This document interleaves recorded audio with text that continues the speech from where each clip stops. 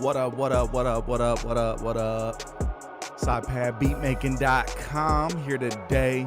Just gonna do some casual beat making, no pressure, but I can show you elements of the workflow as y'all have questions, if you do have any. But overall, I don't know what direction I'm taking things. Just gonna see what happens naturally working with the Launchpad Mark III, the Pro version inside of AUM. So maybe we cook up something nice, maybe it's hot garbage, but either which way, we're gonna see what happens.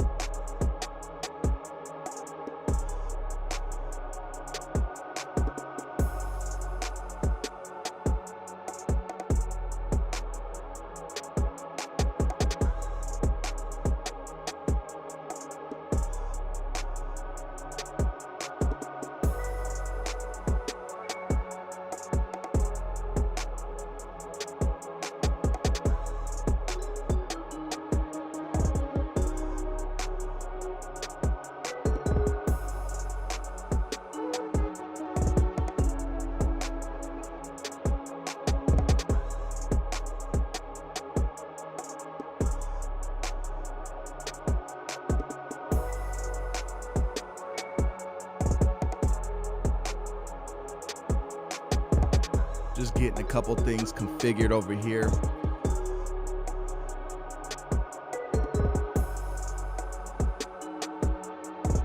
And then we'll be ready to go.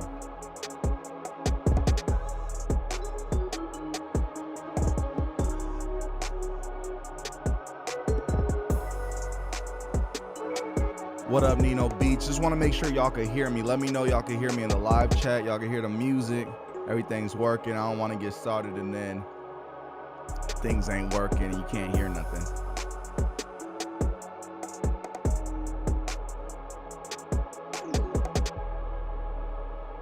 Nino Beats, what up?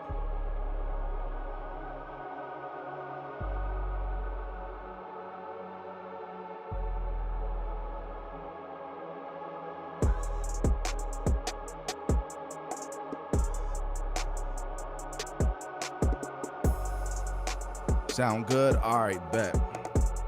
Let's get something cracking. We'll see if it's good or not. But hey.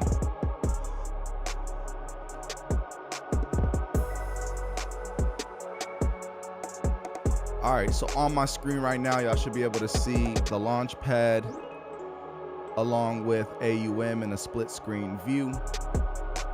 This here is the note page. And I got the notes to look like this by hitting Shift, Note, selecting the last option here, making sure this one is green or blue or whatever color that is, and selecting this last option to the left here. And right here, we have our scale basically that we can pick. The pink note is the root note that we've selected, and down here we've got minor, major, and then a bunch of other options that I have to look at the guide to know exactly what's going on with each of them. But this is the minor key here, and then the pink one is the root note. So you've got like C being the root note now. So right now this would be a C minor scale that would then correspond on this page, and every time you see the pink, you're dealing with the root note again. Just so that y'all who are considering the Launchpad Pro have a little bit of understanding on that. But yeah, to start off, basically, what I would do is, let me go ahead and take this track away. Actually, I don't need to. We'll just start there. So do an audio unit extension. And then my favorite for a minute now has just been pure piano. Gets me started, kind of getting a good idea of where we need to go. What up, Russ? How you feeling? Nino Beat says, show them that AUM Launchpad Voltron flow. Absolutely, yeah. For those of you who don't know, the Launchpad Pro in conjunction with Atom Piano Roll 2 and like AUM is probably the best workflow possible on iOS in terms of like hardware software integration inside of an app where you could actually use AEV3s. I know that there's some like apps that have hardware software integration, but like Groovebox, but then those don't support the AEV3, so you're kind of stuck in their environment. But the Launchpad Pro is definitely a winner overall. I wish we had that functionality in the launch key too. I recently grabbed a launch key, but unfortunately, it's not the case. But anyways, next I'm gonna do a MIDI track, Atom Piano Roll 2.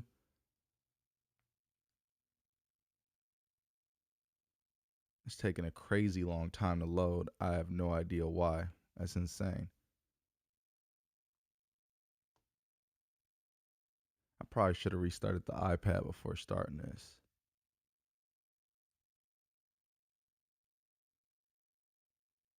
Yeah, it's a real long time for Atom to load. I've never seen it take that long before. Of course, it would happen on a live.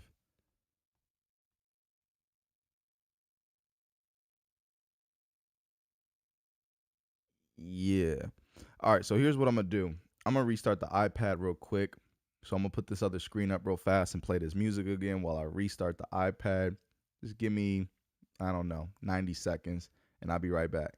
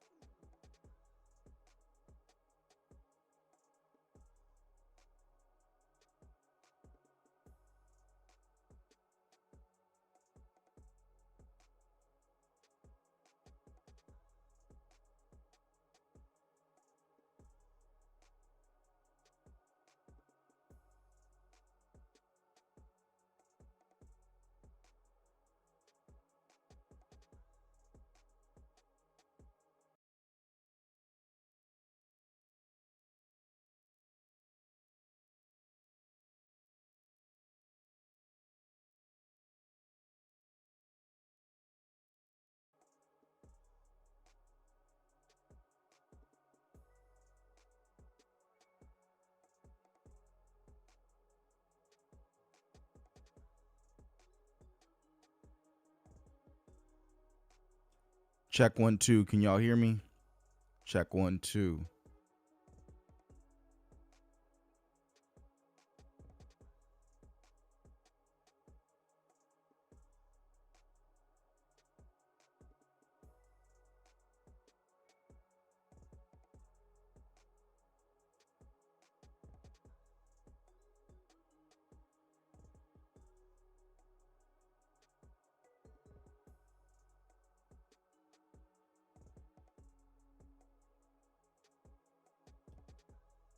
Okay. We're back now.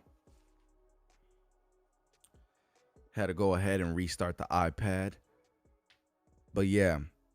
So basically, now we're going to open up Atom Piano Roll 2. And immediately it responds on the session page here. And it's at the third spot because we are 1, 2, 3 slots over. First input is my vocal track. The second input is pure piano. And then the third input is Atom Piano Roll 2, which is reflected here. If we were to move this, then it would move with it and change colors to the corresponding pad. So yeah. Russ says, "How you getting on with Lursen?" I'll be honest with you, the Lursen workflow is so horrible. I just stopped it all the way around. I can't deal with the way that it wants me to import and export files. Yeah, I grabbed it, spent the money on it, and was so disappointed in the workflow. It doesn't make it viable in terms of really getting things done, in my opinion. When I'm used to just doing it the hard way anyway. I wish it was a better experience with like drag and drop and export and stuff like that, but unfortunately, it just isn't the case. All right, so now I'm going to connect Pure Piano to Atom Piano Roll 2 and the MIDI sources. And I covered this in the video, but once I pull up Atom Piano Roll 2, all of a sudden it will play. And if I take it away, it won't play anymore.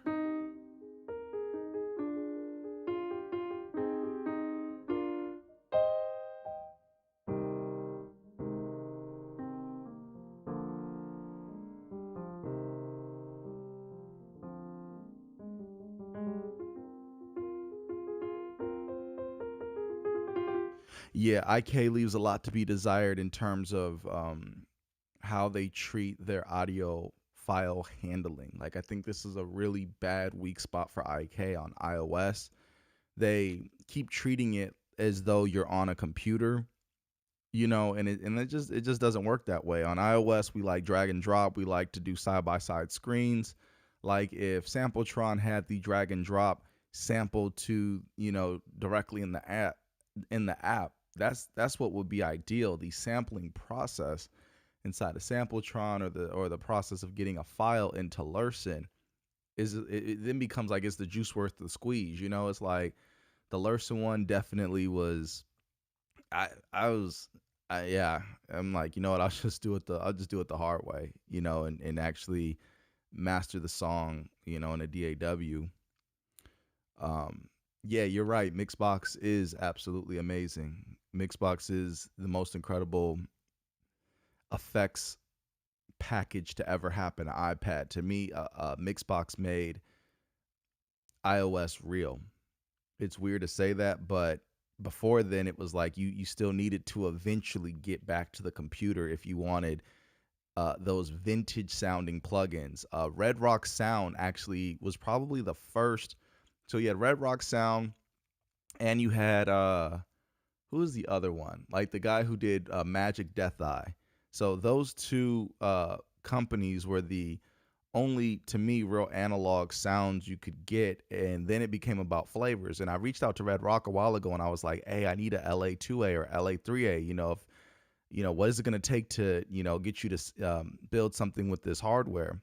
And he was like, or she, or whoever the developer is, was like, basically, we would need the piece of hardware, and I'm like, well, where are you at? We try to get this hardware to you because really wanted to be able to have that as an iOS app. And they were kind of figuring it out.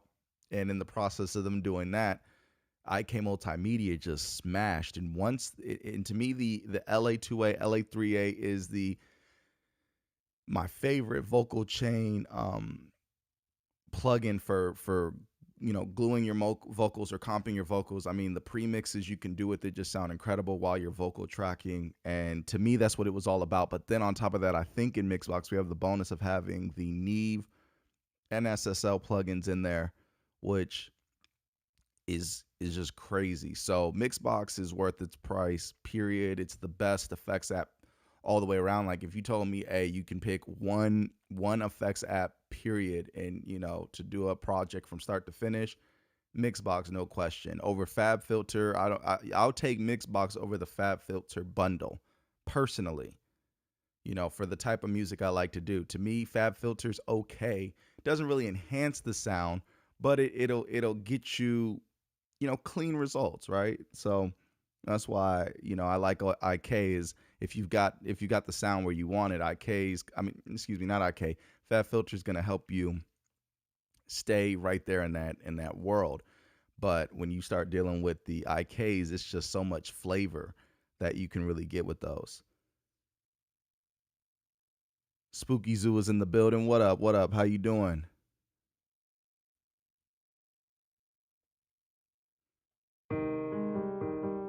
How you doing? How you doing? Thanks for pulling up to the stream.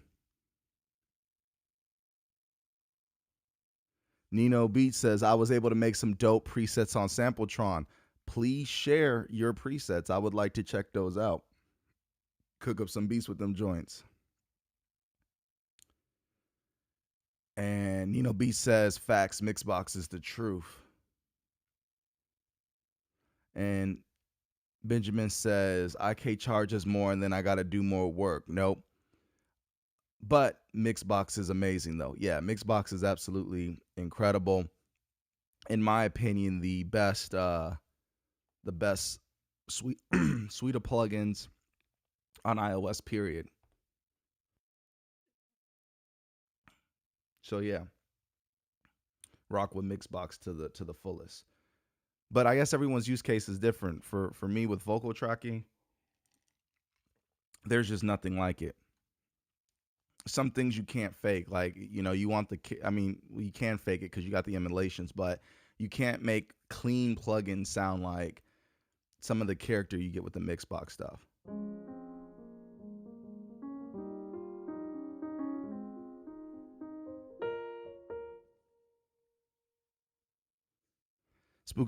Spooky Zoo says, I'm good. Some top videos lately. Nice. Hey, I appreciate it. Thank you. That's comments like that keep me motivated to keep going. So I really appreciate it. Really appreciate it. Benjamin says that's the best IK release to me. Yeah, Mixbox and by a mile, Mixbox for sure is the best release. I'd like to see them also release T-Rax. There's a lot to love about IK Multimedia. They just need to actually adopt the file management system for modern iOS standards. If they could do that, they'd have the win in the bag. But it's cumbersome enough, right? Everything on iOS, we're constantly doing workarounds. We're constantly splitting the screen, drag and dropping from this app to that app, doing part of our song in this app, then moving to that app, then moving to that app. Like, it's not like a desktop scenario where a lot of times you'll start and finish in the exact same app, period. If you're Ableton person, you're in Ableton. Logic, you're in Logic. Pro Tools, you're in Pro Tools. Like, everything you're doing start to finish in the exact same app. iOS is rarely really like that.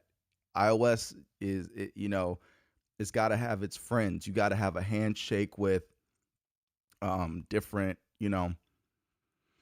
apps here and there. So in order to facilitate that, IK Multimedia really should step up its file management system to make it just fast and fluid so that, we can get the most out of it.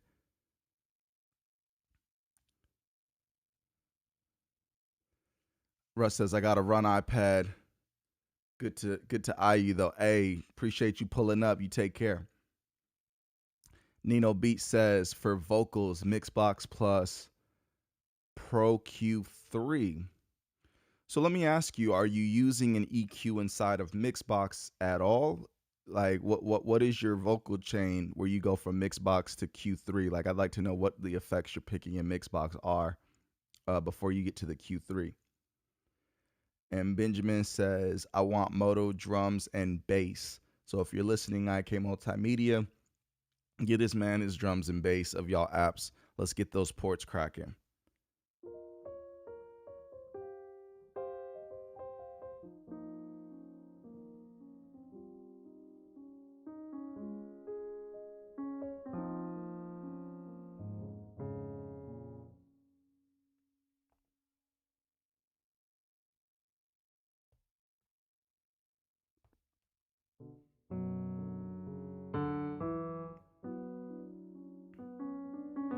To me, also the Launchpad, the velocity sensitivity is so nice. Like it really is good. It's actually comparing it side by side with the Launch Key. I really enjoy. I didn't expect to, right? But I really enjoy playing piano on this more because the velocity just it's almost like an MPE device. I like the responsiveness better than the Roly stuff. I like the response better than the Roly stuff. I think this is the best device, period. And I can tell you, done it, compared it with the Roly, Seaboard, Light blocks, light pad, what are they called? Light blocks, light pads, whatever they're called. Um, the launch key, the Alesis MIDI controller, the Air, the X Key Air. You know, like if you give me like one device that I got to travel with the iPad, this is the device I'm taking. Like this is it. This is all you need. And the footprint is crazy small. I know up on the screen it probably looks big. I don't know if you know how many people are familiar with the actual size of it, but the size of this is not bad at all. I expected it to be a lot bigger on pictures than it actually was, but it's right there with the with the little bit different dimensions than the iPad, but for like the 12.9, it's a pretty good length. I really wish they had come out with a mini Pro though.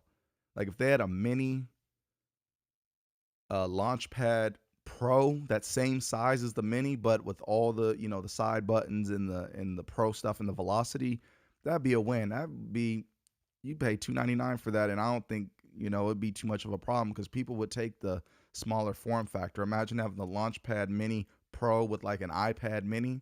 That'd be crazy.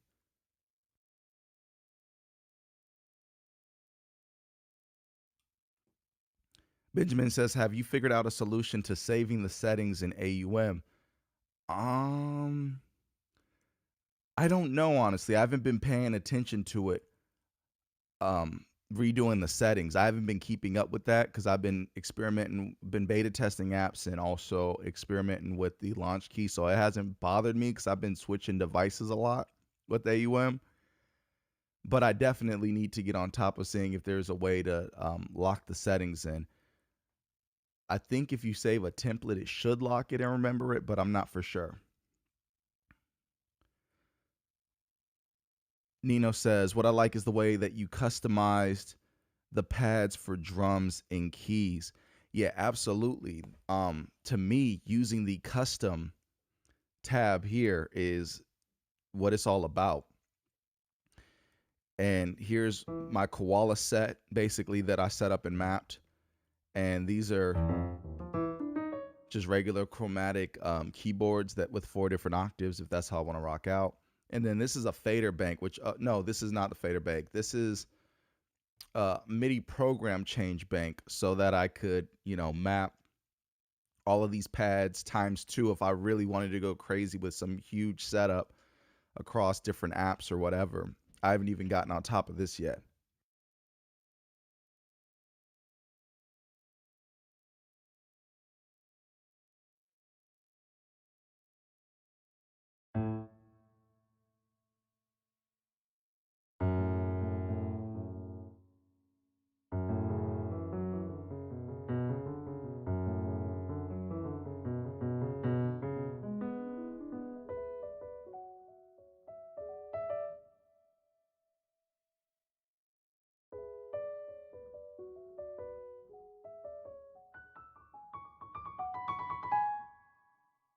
And I gotta ask y'all, are y'all familiar with decent decent sampler, decent samples? To me, that's got some of the best stuff on iOS can be found through using decent samples and going to PianoBook and taking the time to download all the stuff. Now, I'm gonna recommend that if you do that, do it on a desktop because it's just gonna be so much easier to go through all the different things, and make sure you bring an external hard drive with you when you use it on desktop. But yeah, when you get decent samples and really take the time to download all the offerings they got. Like, I wish this app would have certain things that are better just in terms of workflow, but some of the sounds that they've got on here is just incredible. Let me see.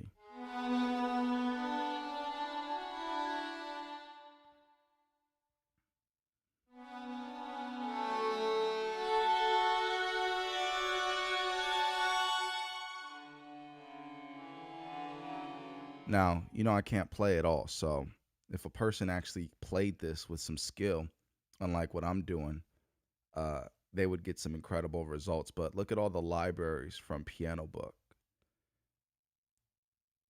that I grabbed. I mean,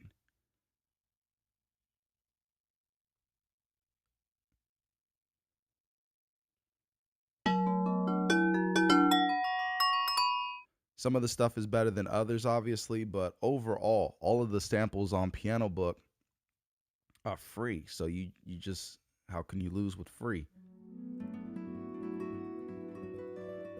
This is where you get into some truly like omnisphere level sounds also, where they're like really ethereal, really weird. You can put them into beats in different ways, but they've got so much detail, and the people who have made them are really like enthusiastic about the platform.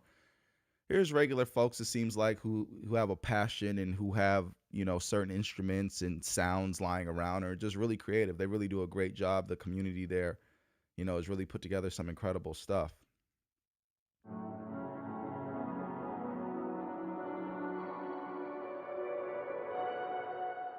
Spooky Zoo says, I've downloaded Decent Sampler, yet to dive in, but it's on the to-do list. Yeah, definitely do it. Like, it's going to take you probably a day or two, you know, or an afternoon or an evening or whatever to just really, you know, like on a computer, sit there and just go down, just do a bunch of downloads, just download a bunch of stuff, kind of organize your files a little bit, and then unpack them on the iPad. Just take the time to do it.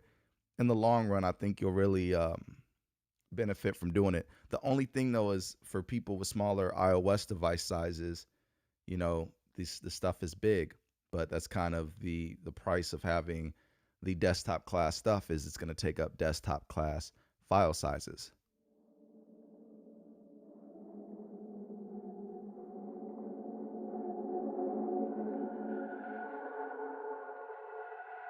You know, you could do like some movie stuff with some of these things that they've got.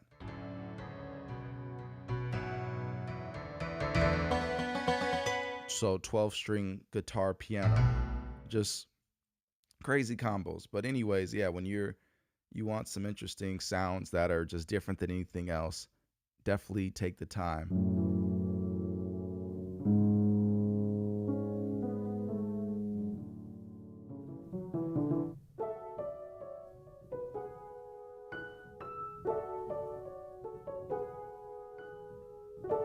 And these all kind of have their own textures and feel in terms of how they play on the pad. So, you know, every time I'm loading a sound, I'm kind of trying to learn, like, all right, where at what velocity is it trying to do what?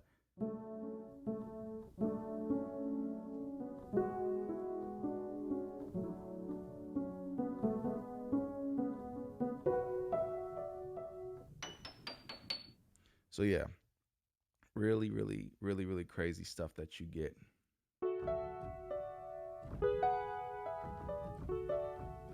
And you can hear like these the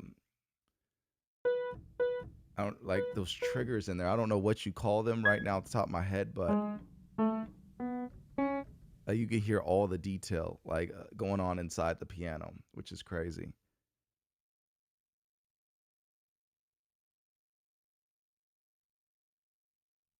You know, Beat says this seems to be saucy. Yeah, it definitely is. And like really, really, really, I encourage everybody to check out Decent Sampler.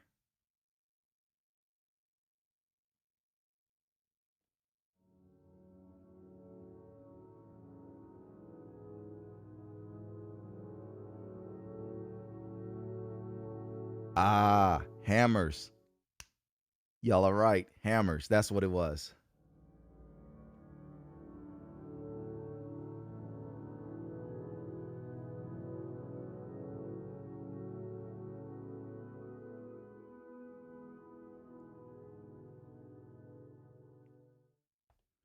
Let's see.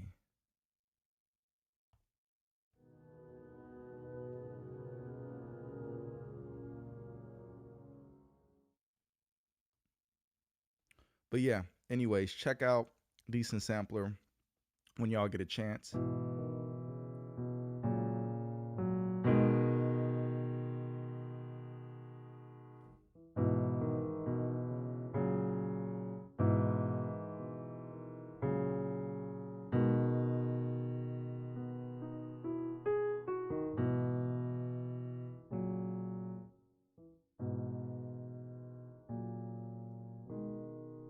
And outside of what you can find in Decent Sampler, I gotta say, is it Pure Piano? Yeah, Pure Piano, best piano on iOS in my opinion. I'll debate anybody on it. Better than Ravenscroft, in my opinion. But what's y'all favorite pianos on iOS? Let me know.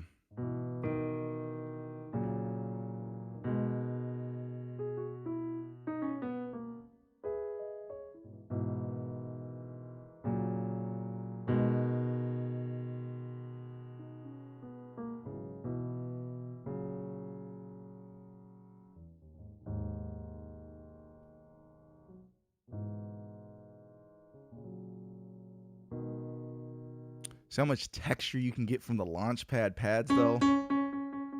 Like, what? That's crazy to me.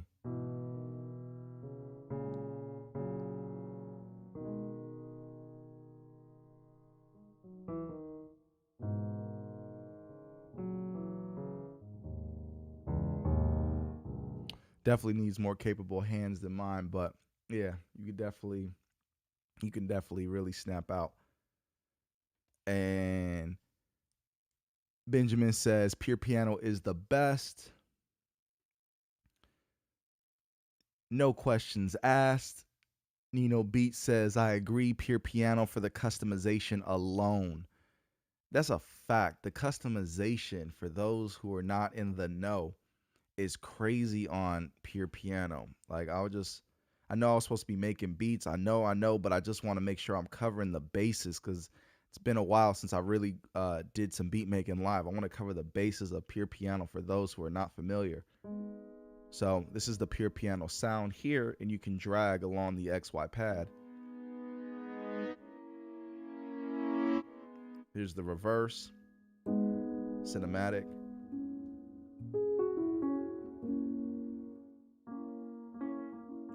Detuned. More percussive.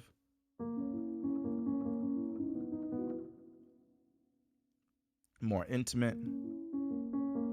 More mellow. And this is the pad.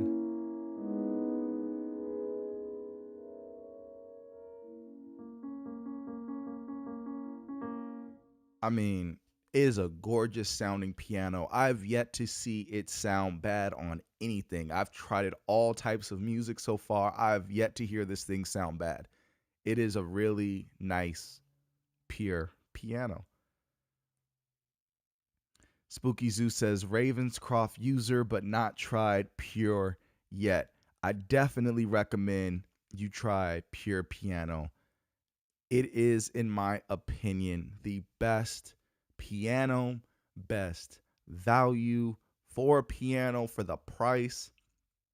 It's really like having, I don't know, several pianos in one, the way that you can really load up using this XY pad here to come up with the piano sound that best suits you.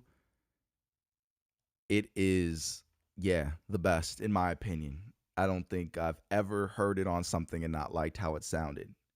I usually use a piano to just get started with kind of where I'm going to go with the beat. And when I first start, I always plan, I'm going to start with a piano and change the sound later. But the piano usually comes out sounding so good to me that I'm like, you know what, I'll just leave the piano in.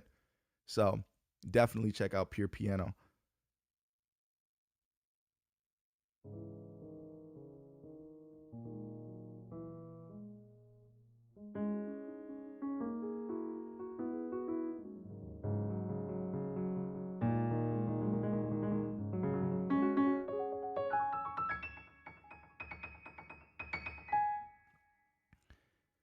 Benjamin says, Ravenscroft is way more expensive and it's good, but not as good as Pure Piano.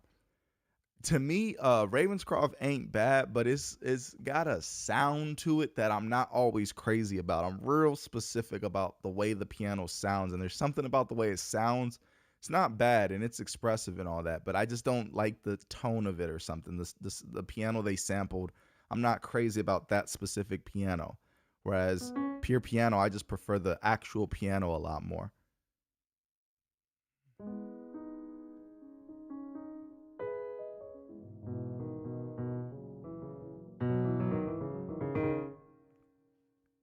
So yeah, definitely check out Pure Piano if you have not.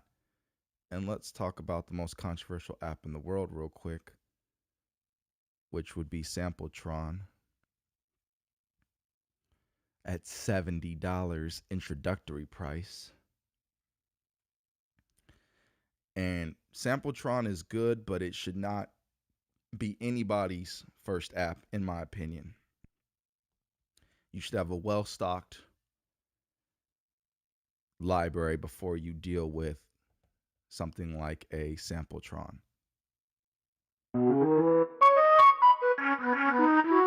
But the sounds that you can get from SampleTron are really cool for different types of music. I do enjoy using SampleTron, but again, it should not be. I'm laughing because in the chat of seeing laughing emojis and all that because of how expensive it is and all that. But it's got a really cool sound to it. But again, you should be like super deep with iOS apps, in my opinion, before you jump on board and get SampleTron.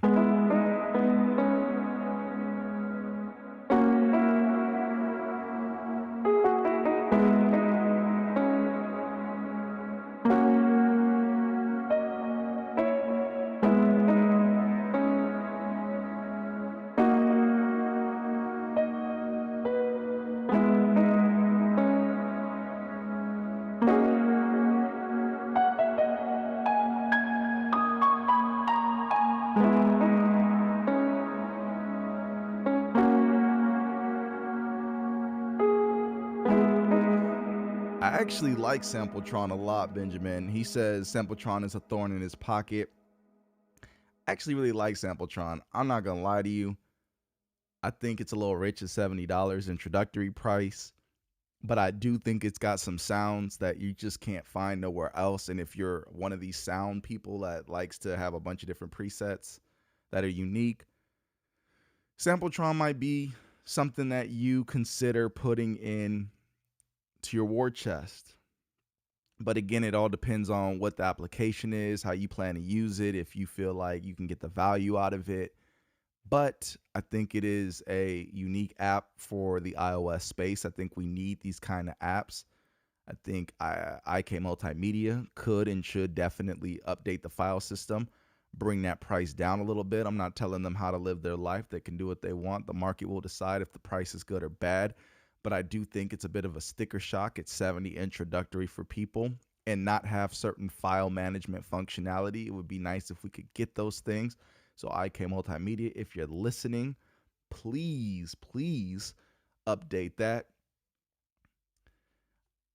Nino Beat says, I actually like it too, low key. Yeah, I've come up with some really cool stuff with the SampleTron. I really like the sounds it has. I mean, to me, I look at it just like this. You're buying a really cool and different sample library. If you just put your mind around that, I think you're fine. Expecting it to be some super sampler, that it definitely is not. Burn Got Beat says that $70. Yeah, man, that 70 is crazy at that 70, but it sounds really good. To me, everyone got their opinion. I respect it. But to me, I like what it has.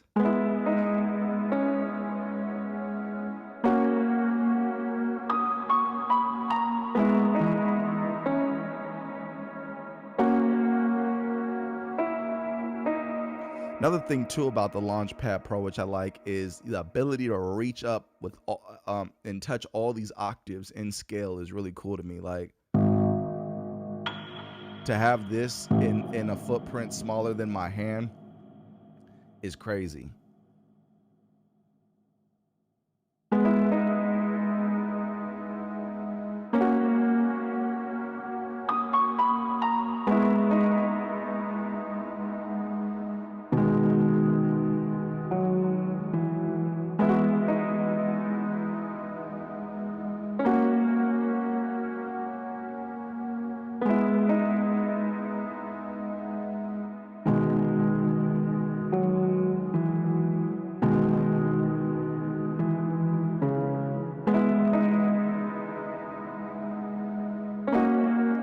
All right, I'm gonna lay down that depressing line real quick and see what happens next. Did I do all my MIDI routing? Let's see. Oh, looks like it remembered everything. And I restarted the iPad, Benjamin, so I don't know. It seems like it remembered it, but maybe that's because I hit reload last session. That could be it possibly. But yeah, it seems to remember. And let's challenge ourselves and turn off the quantizing. You know, I'll just do it in the app. I don't need to even do it on the Launchpad.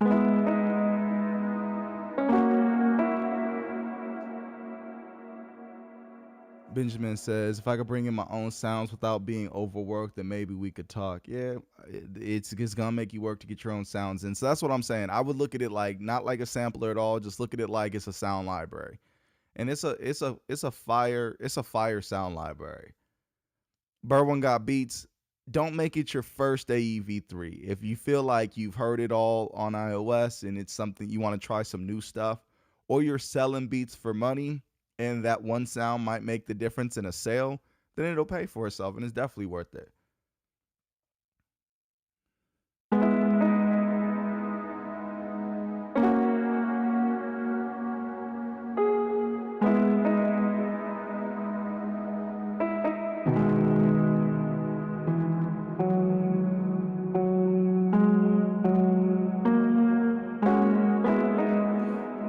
I already know I'm gonna mess this up in advance, but hey, let's be positive, right? Let's see what happens. Quantizing is off because we are challenging ourselves today. Got the capture MIDI armed.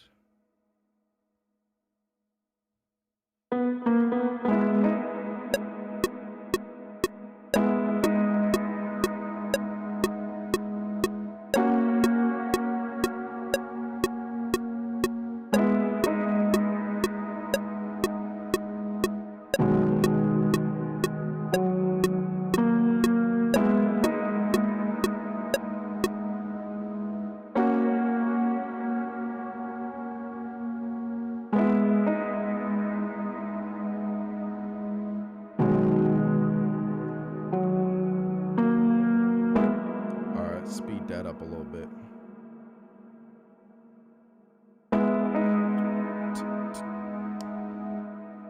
All right. Go to Koala. To me, Koala is the answer for using the Launchpad with AUM in conjunction with Atom Piano Roll 2. That is my current workflow. I don't like using the Koala sequencer that much. Sometimes I do. If I wasn't using the Launchpad, I probably would enjoy the Koala sequencer a lot more. But for me, with how I'm rocking out, I like to use the Atom Piano Roll 2 so that it captures everything. And it also launches on the session screen here.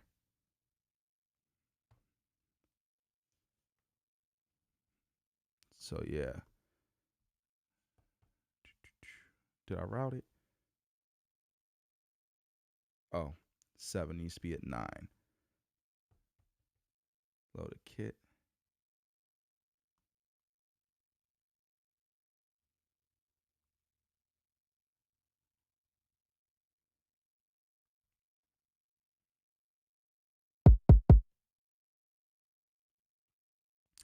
Benjamin says, "A Koala, yeah, Koala to me is the best because it's got the 64 pads that you can assign.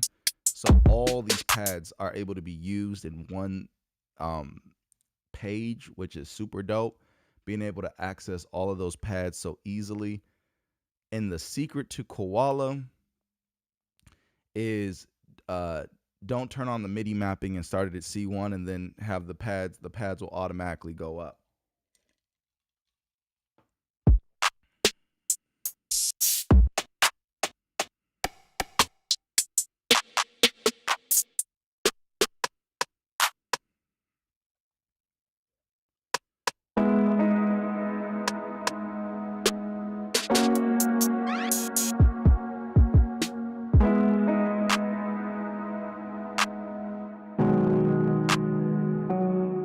And I'm gonna go ultra basic with the drums, just a basic clap, because I don't feel like wasting y'all time really searching for the perfect snare and all that kind of stuff right now.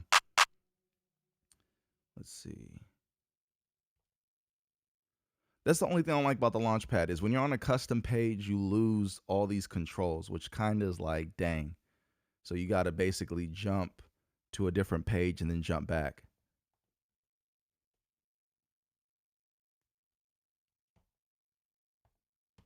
Oh, didn't have my sync and launch. My bad. Let's see.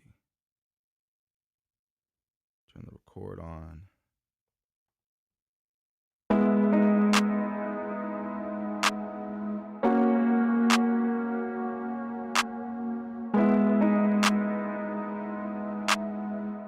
All right. Gotta move this.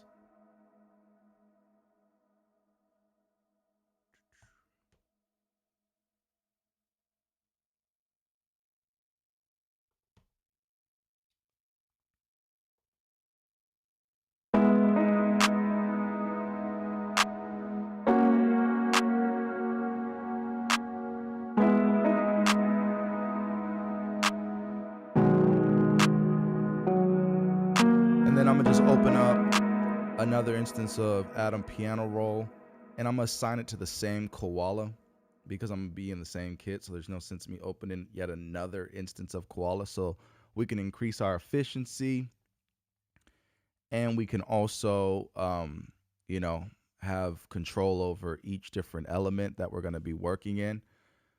And another thing is too, with Koala, when you want to finally get your stems separated, you can assign each drum sound to a different Koala output, which is really useful for tracking out your stems. So kick is just one track of its own, snare is one track of its own, hi-hat's one track of its own, you know, the way it should be. But some DAWs make this a little complicated when you want to build the drums together. So you might want to build your drums together because that's how you get your feel, but then they want to make it an issue when you want to actually export them as separate stems. So that is a big deal in my opinion. Nino Beat says straight AUV3 flow, no DAW. Pay attention, y'all. AUM will demonstrate its stability here. Yes, AUM in conjunction with this device with Atom is my favorite iOS solution right now. I'm really feeling what we got going on.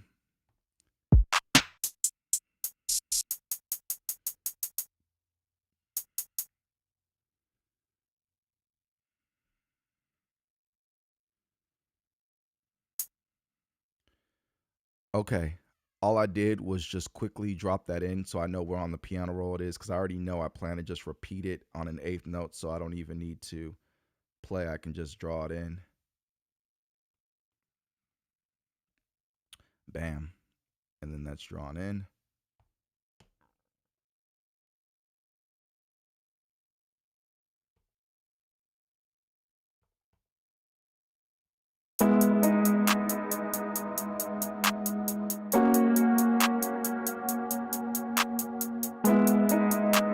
So then what I would do is extend this out another 2 bars, select everything. Oops. Select everything with the select button, clone it, and then go basic and just put a quick 30-second note, roll.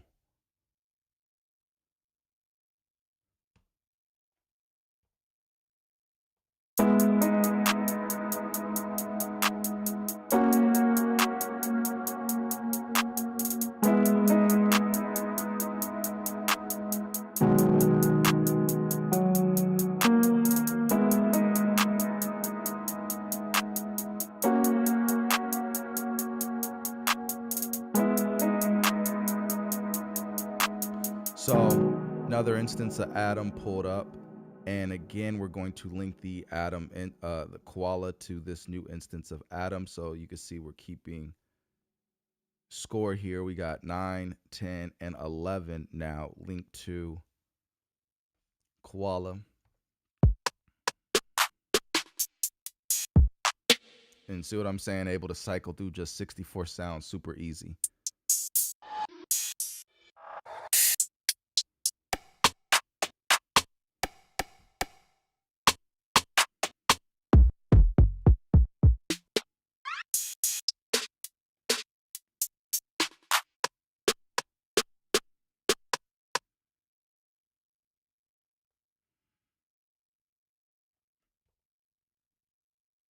Let's make sure we launch these.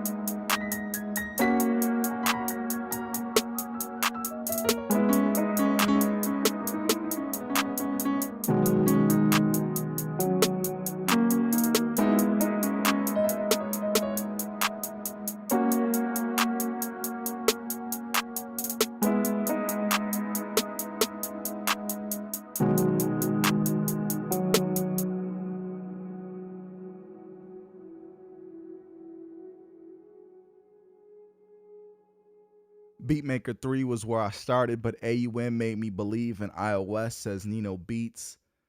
Benjamin says, I label MIDI channels, kicks, snares, hats, etc. Nino B says yes. And Benjamin means you could label everything. Duplicate entire chains at the push of a button. AUM is it. Yep, that's AUM. So yeah, AUM it's got a little bit of a learning curve. It's a little tricky to get your head around at first because you're like, wait, what? Like, it doesn't just automatically do everything. But then you start to see the gift of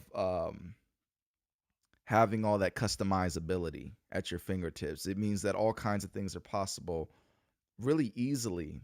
It's really powerful. So definitely something to consider if you have not tried AUM. Let me get out a decent sampler because I'm not really trying to go natural sound, and I want to start getting into some synths of some sort. You know, let's see if SampleTron got something else for us. That's what I'll do, since it's the app everyone loves to hate. Oops. I like this eject too. Bing and bam. SampleTron.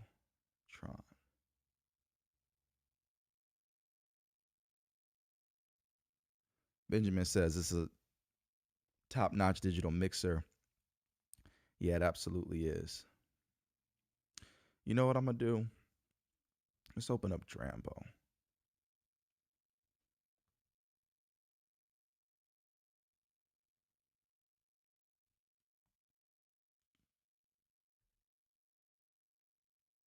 Let's tie it to 15, which I think is, yep, 15.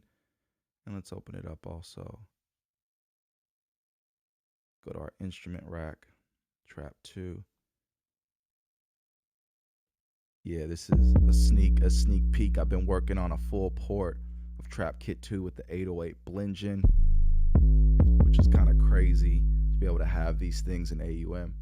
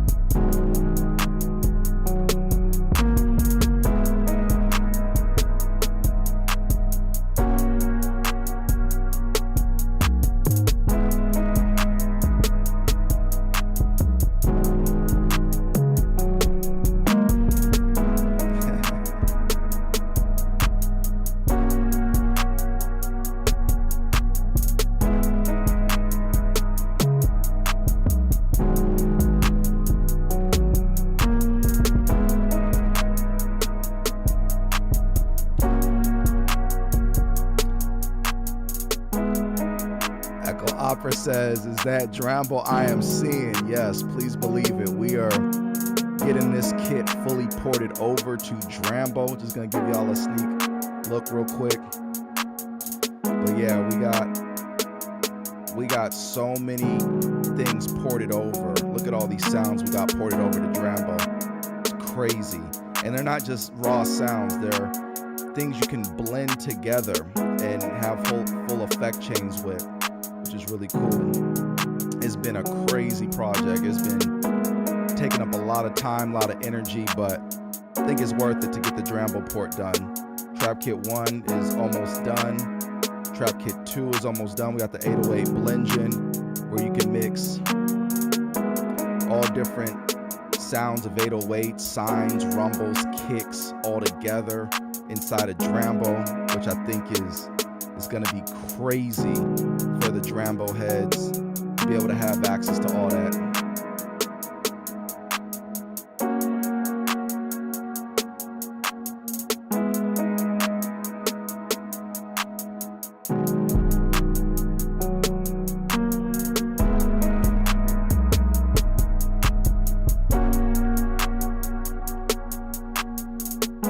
Opera says, love it. What up, Echo Opera? How you doing? For y'all who have not checked out Echo Opera stuff, be sure to check out his page. He's got some really cool music, very great visuals to go with it.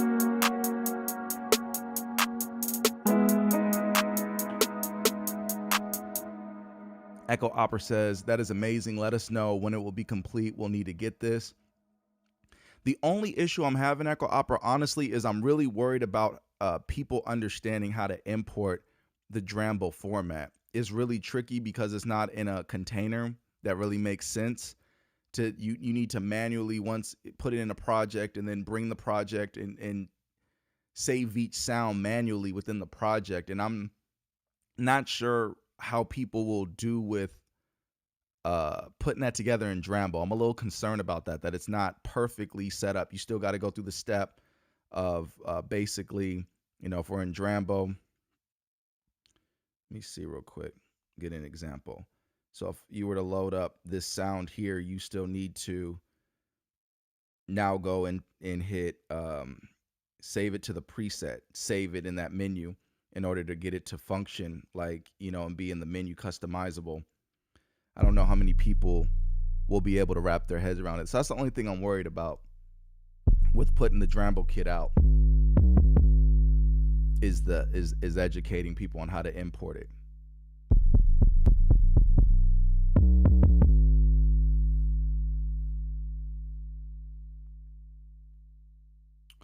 Echo Opera says, can you save these as instrument racks? Absolutely. These actually are instrument racks. That's exactly what they've been saved as. So if we go to instrument rack, we've got all the stuff here. But the problem is if I'm to export it and have a person import it, the samples and the patches go into two separate places, and a person needs to be able to get to their web DAV mode in order to put them in the right place. The other solution is to bundle it into a project.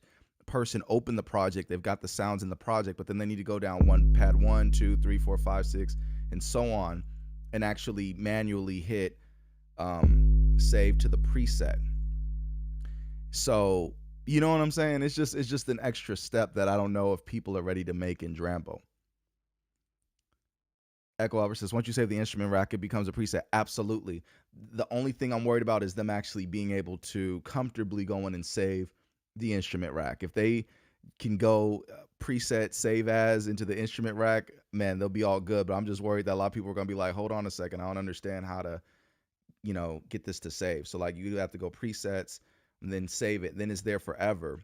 But it's just with the extra step, will they be able to, without being like, it's not working, you know, and all that kind of stuff.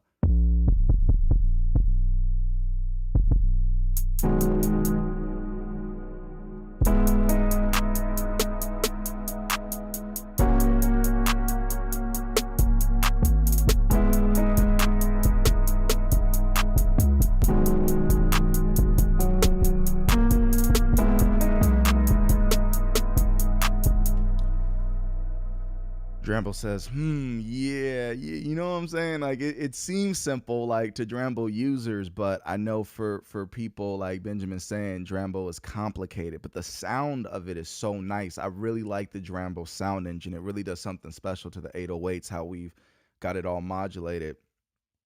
Just the sound really translate well on speakers and stuff of the Drambo sound engine. And I don't like to use Drambo as a step sequence and all that kind of stuff, but I do think it has a really good sound engine, or something's making the stuff sound good within Drambo. And I also think that it's really easy to set up the presets. Once the presets are in there, it's really easy to just go through and select them.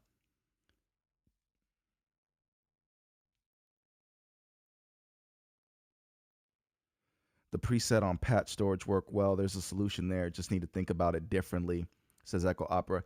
Yeah, I think a lot of the presets there, I'm not sure, but I think the issue has to do with the fact that they're samples, right? If it was just a preset using the Drambo rack, I think it'd be super easy. But the fact that there's actual samples, which means it needs to be saved, the sample needs to be saved to a different spot. You know what I mean? Like it's hard to manage it because you would need to go WebDAV and save the actual sample in one folder and the preset in another, or you would need to open the project up with the sample and the instrument in it, and then save it manually, and then it go in and update the folder accordingly. You know, there's no easy just drag and drop way to put it together. Unfortunately, like I hope the if the dev can make a container where, you know, the on the preset rack it's in a container, and I could just, you know, dump the containers into a folder, and then you just download the containers, and then, you know, it automatically puts them in there for you. It'd be really cool. But I think the issue I'm having with the export is the samples go in one folder and the preset settings go in another.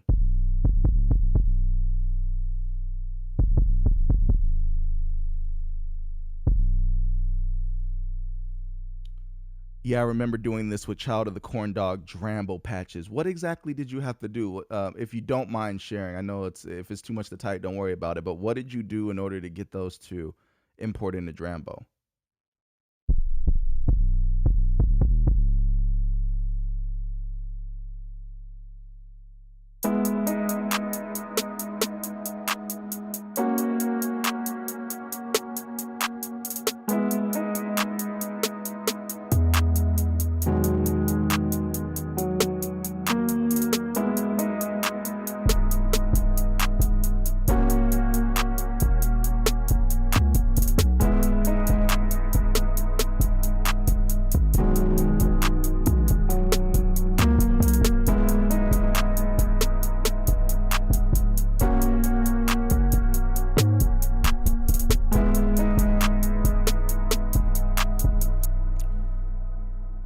Echo Opera says, I think I had to import the samples into the sample directory.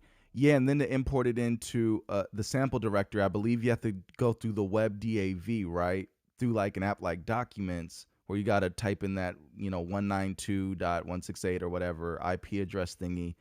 And then once you're there, you can see the folder in Drambo. And first you got to put, I think, Drambo in WebDAV mode, then go to Documents on a split screen, connect that to the WebDAV address that Drambo shows, and then you can drag and drop them after that.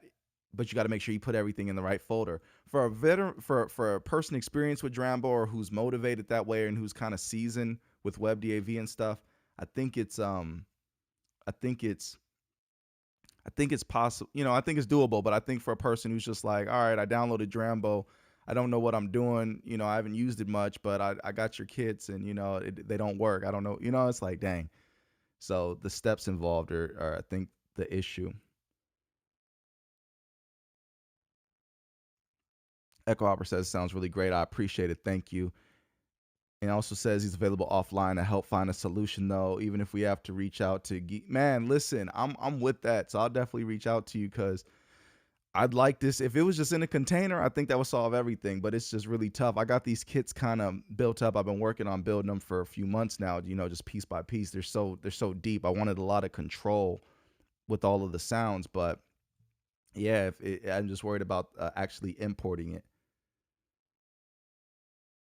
No, I think I did it directly in Drambo. Yeah, I definitely need to reach out to you then about that.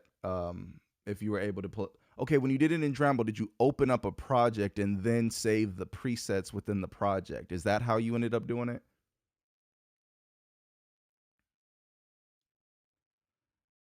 Tonalities. Benjamin says tonality is a beast for chords and progression, and I use it as a controller too. Yeah, tonality definitely is a beast. Be sure y'all check out tonality. That developer is not playing, and you can have like a have the app over the top of the screen to play chords and stuff. It's really cool. Equapper says I could ask Child of the Corn Dog as well. I'll set up a message between the three of us on the AB form. That all right, bet definitely that'd be real cool. It'll work just a different way of thinking for sure. Okay, cool. Yeah. If we could get it to be an easy workflow, I'm definitely with it.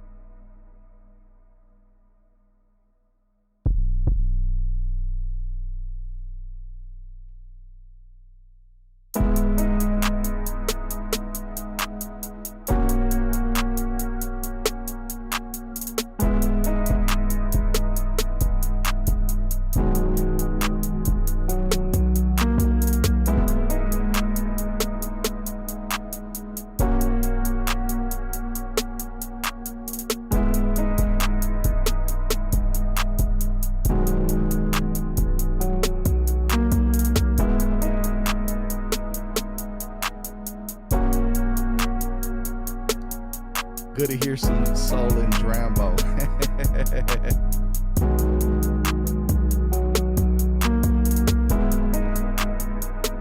Yeah, Drambo's dope, man. Whatever you think is possible, you can probably put it together in Drambo. That's why I really like it. That's why I wanted to make sure we got some patches. Um, Drambo was flexible enough for all genres of music from my mileage experience with the app. Absolutely. I agree. I think it's one of the best apps on iOS that you could get. I think it's the AUM of sounds, basically.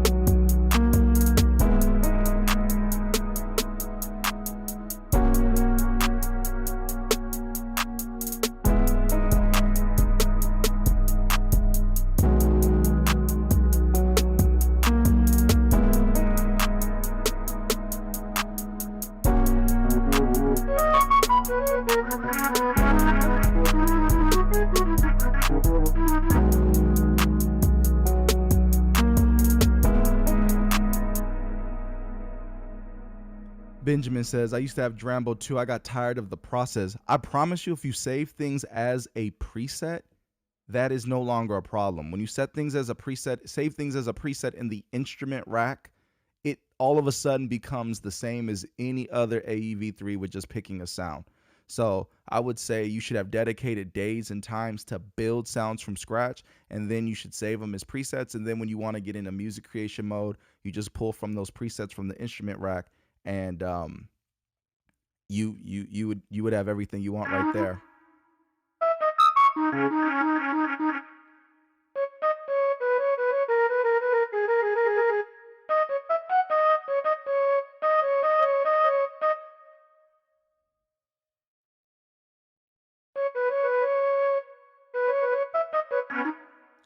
Just playing with this sound real quick here. I'm gonna pick a different sound though.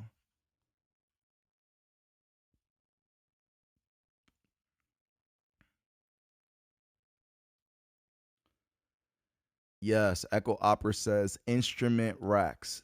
That is the key. You gotta, if you use Drambo, you gotta use the instrument racks. Otherwise, it's gonna be frustrating. It's gonna be like doing stuff from scratch every time. The instrument racks make all the difference, especially when you take the time and build them right. You build in all the parameters you want. Take the time and do it right the first time, so you don't need to do instrument racks plus this, plus that, plus that, plus, you just have it already set up. And it'll make your life a lot easier.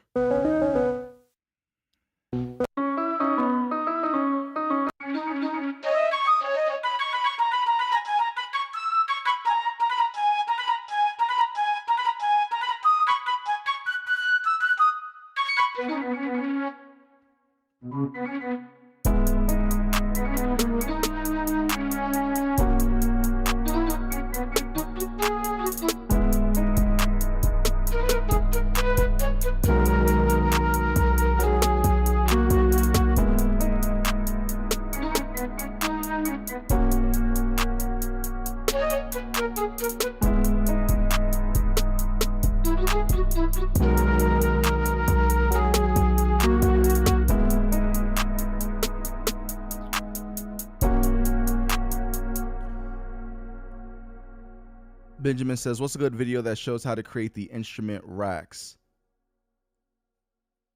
That's a good question. If anyone knows in the live chat, please let them know what video shows. I don't think I ever watched the video on the instrument racks. I think once you kind of start putting it together, it kind of gets self-explanatory because it's really simple once you know it. But if there's a good video that y'all could point them to, please do in the chat. And Echo Opera says, that is the way to go. I have all my favorite racks to bring up whatever. Yes. And then another thing too is when you like really take the time and go into the folders and manage it with new folders and stuff, it makes it super easy. The way the file system works, how you can tab things down, put them in folders. That way it's not overwhelming on the screen. And Drambo supports mouse scroll wheel, trackpad scrolling. So say you're using a mouse or a keyboard, a mouse or a trackpad, and you just want to easily scroll through your sounds without, the push, click, and pull up like you have to do on Cubases.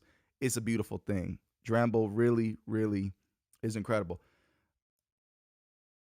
Echo Opera says, show them now. All right, so I'll show you real quick. So you just go into Drambo. Let's say you got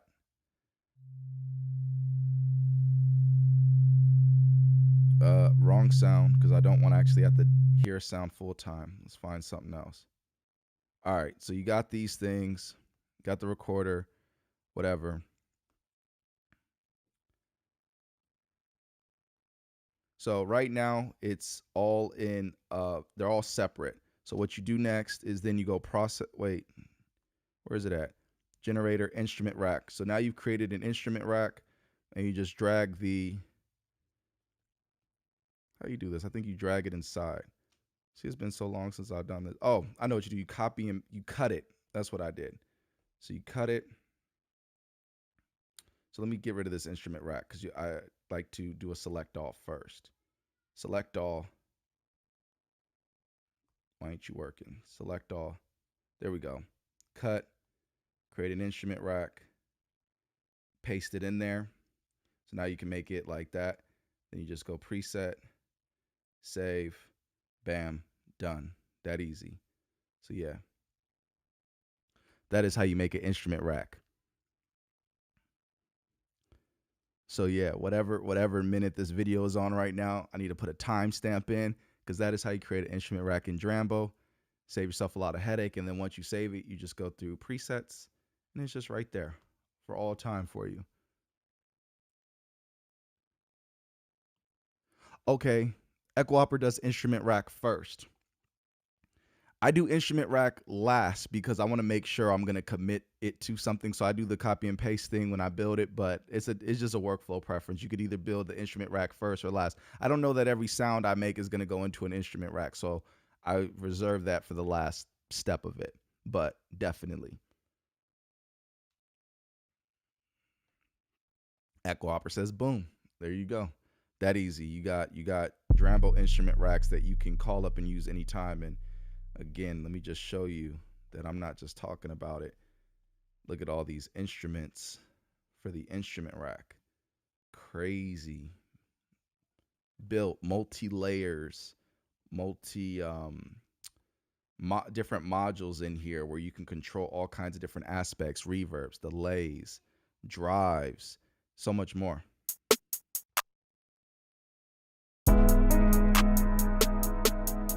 Exactly. As simple or as complicated as you want it to be, for sure.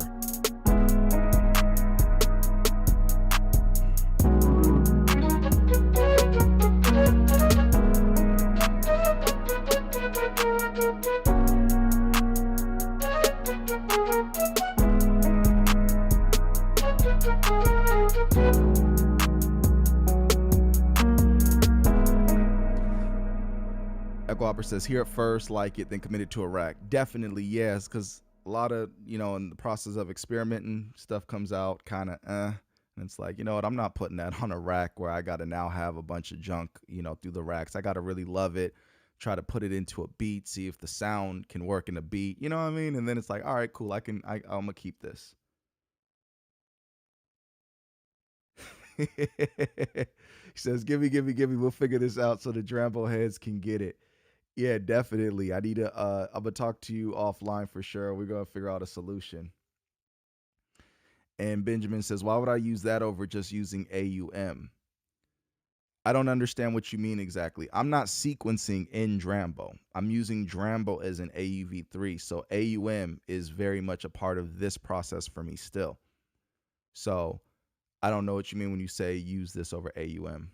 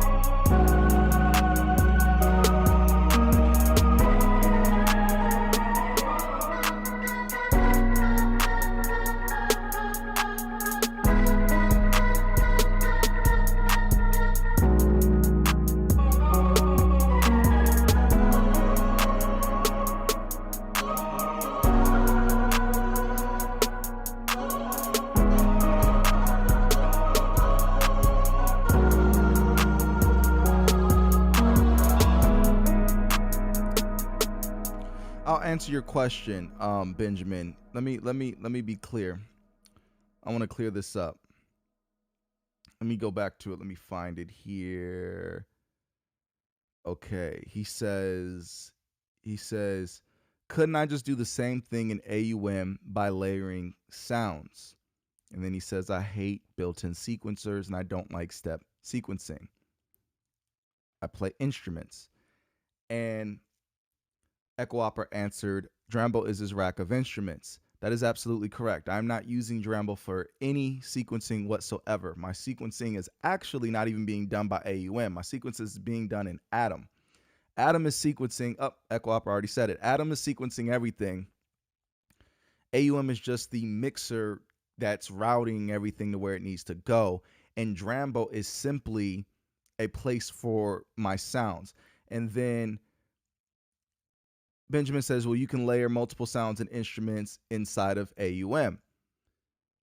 What I like about Drambo is I like its engine. One, I like how modular everything is with all the different components that you can put together to build out a sound. So I don't know how AUM's version of this works, but within Drambo, I will have saturation, drive, reverb, delay, attack, all the different components that make a sound really customizable and be able to have that right at my fingertips with it just taking up one channel and not having to make it complicated. And on top of that, everything I do in Drambo, I can carry with me to Nano Studio. I can carry with me to Cubase's, AUM, Drambo itself, if I did want to sequence inside of that, Zen Beats, or any other DAW that can host AEV3s. So to me, it's like a passport. You just take it everywhere with you, and the racks are very, very powerful, and they're efficient within Drambo. So that is why I use Drambo instead of committing it to something like an AUM. I think Drambo has a really good engine, and I think Nano Studio 2 has a really powerful situation where Obsidian is just crazy powerful, where you can build things out. So what I was going for with the Drambo model was something similar to what we can do inside of Obsidian and Nano Studio 2.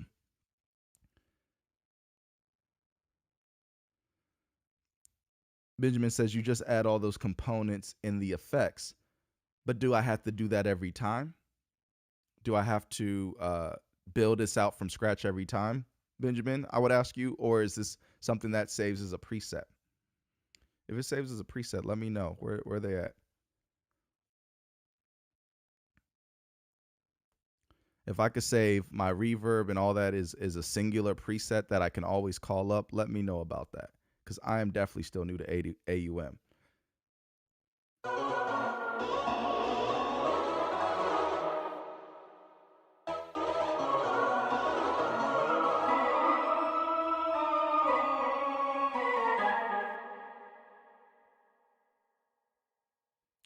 Drambo also offers a ton of really great effects, which keeps CPU loads down. You can create a template. So then I have to open that file template every time, that template file every time I want to create, right? And I'm stuck with that batch of sounds and that taking up that whole file, right? Or can I save them as menu scrollable presets within AUM?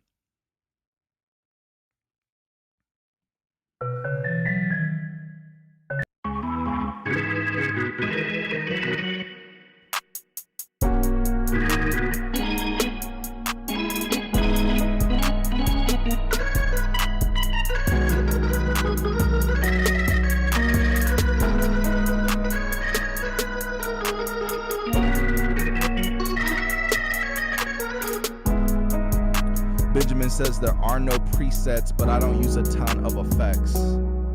Well, I like to be able to or not be able to, which is what I like about Drambo. I can dial them in and out at any time, but if I save them all as an instrument, you know, different songs, I'm gonna want different, you know, spaces of the reverb. Sometimes I want little reverb where I want the sound right in front. Sometimes I want a lot of reverb or a lot of chorus or, you know, delay to, you know, make more vibey stuff.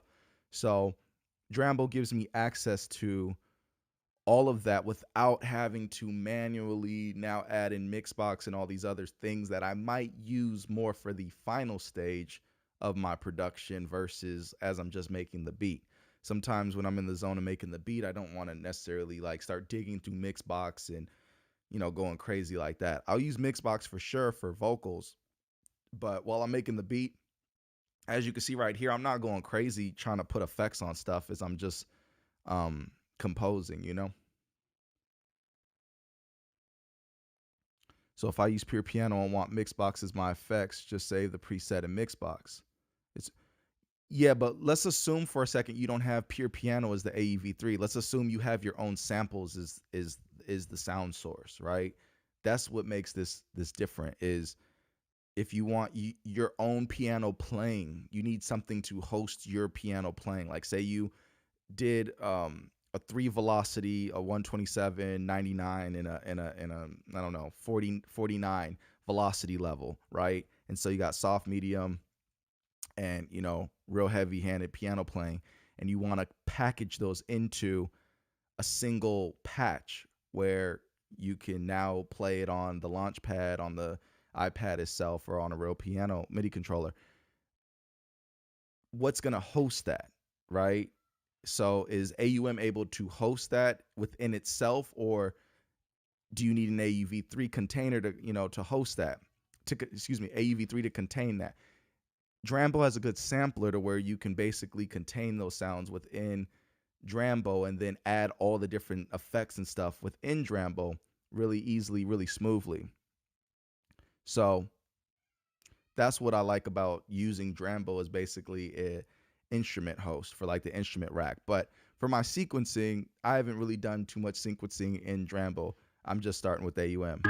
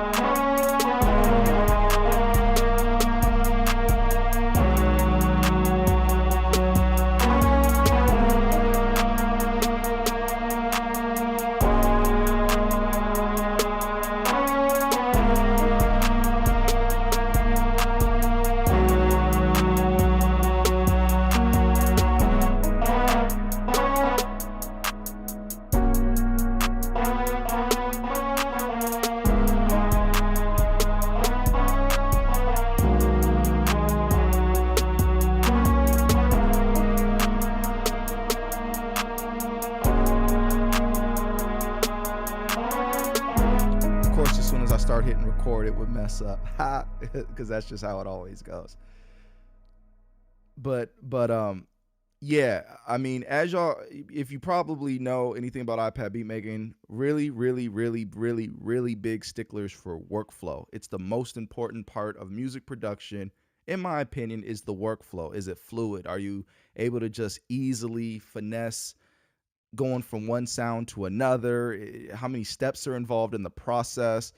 Are you able to stay in that creative zone as you're working in Drambo, Nano Studio 2?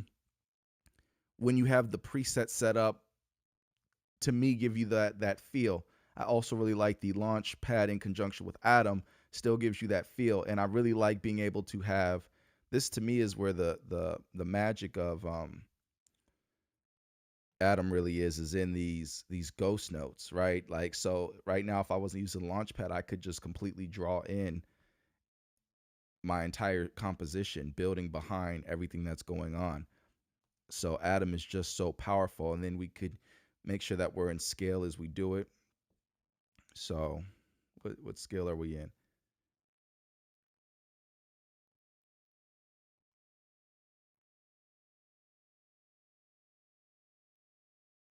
So bam, we're in a, what scale? See, I don't even know what scale I'm in right now with this.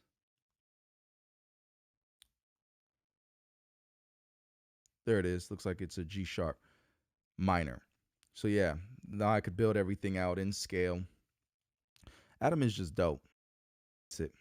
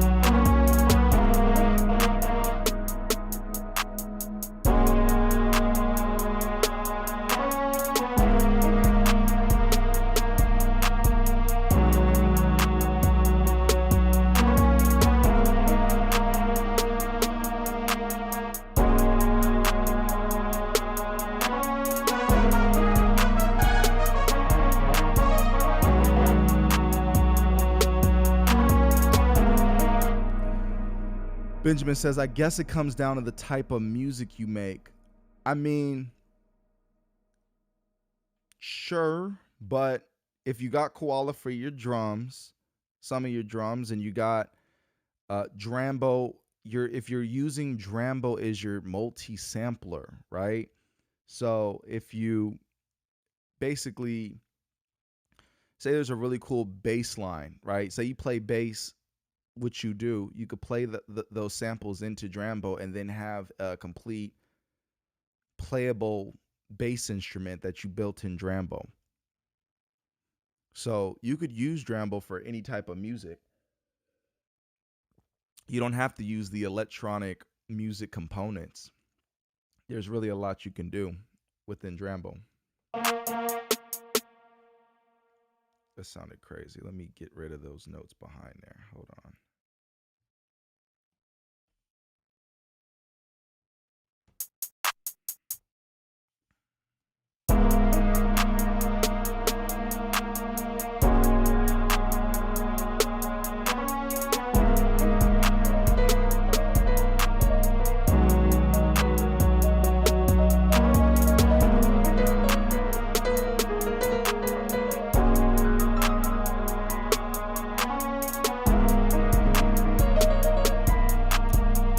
Benjamin says if you use the scale mode in Atom 2, I think it doesn't let you play a wrong note.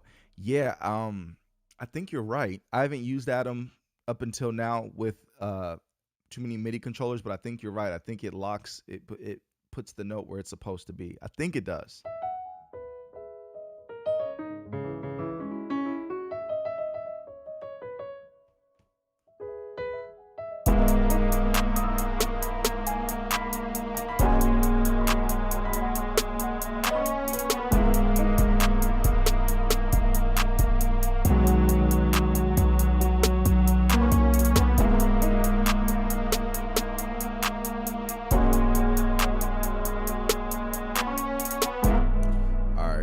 Save this.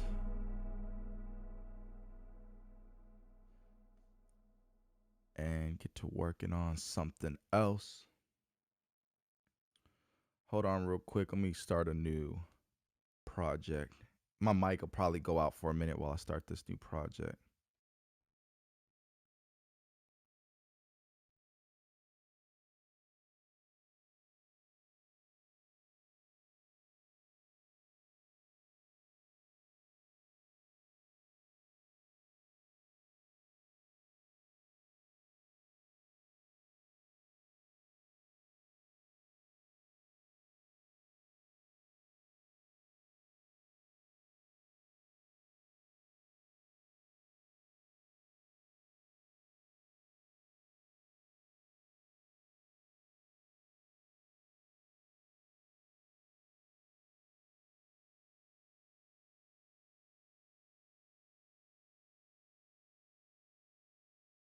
Check, check, check 1 2, check 1 2. Check 1 2. Can y'all hear me?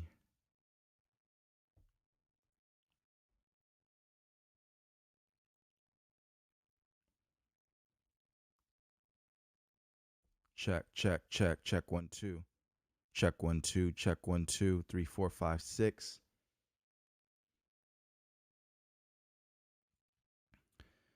All right.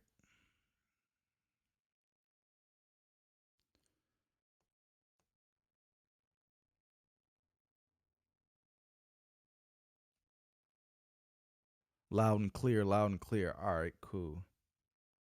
How's the stream quality been? Has there been any dropouts, or has everything been pretty smooth?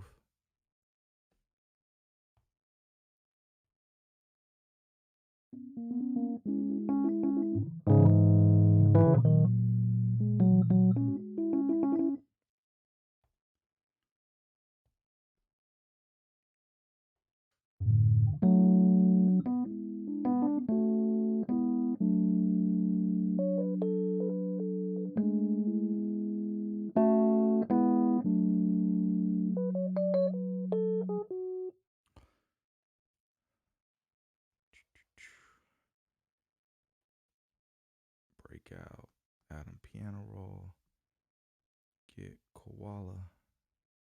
I love being able to search for the sounds you want. I mean, that sounds the AUV3 you want inside of AUM. To me, that is a super win.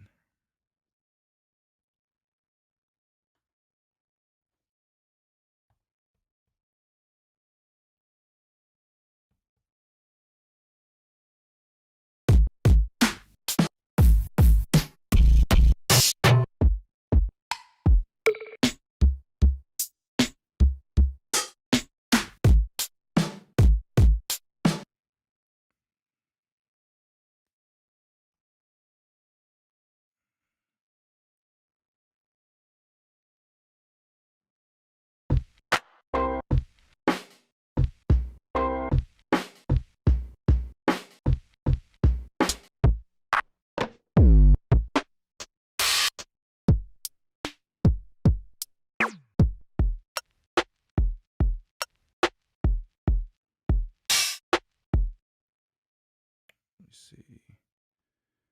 Just gonna take my time here and go through a few drum sounds. I haven't gotten to really check out some of these Koala kits that we built, so I'm just gonna take my time and learn them a little bit.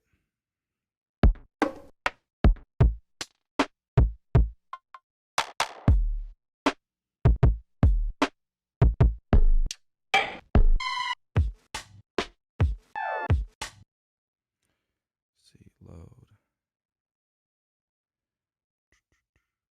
Benjamin says, stack them Swam instruments to make an ensemble. Man, you are the professional of that. We're gonna leave that to the professionals right now.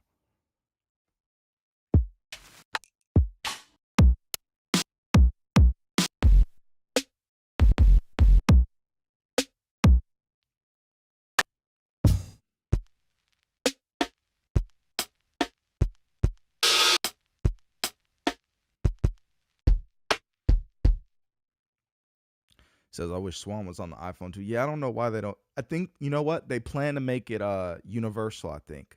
I remember reading something about that.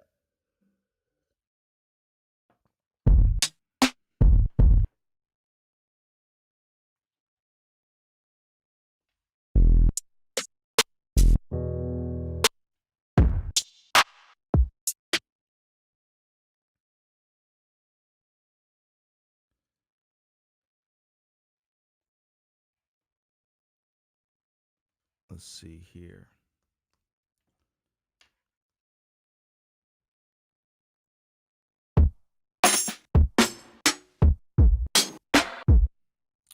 Yeah, it's not the sound I want right now. So you know what?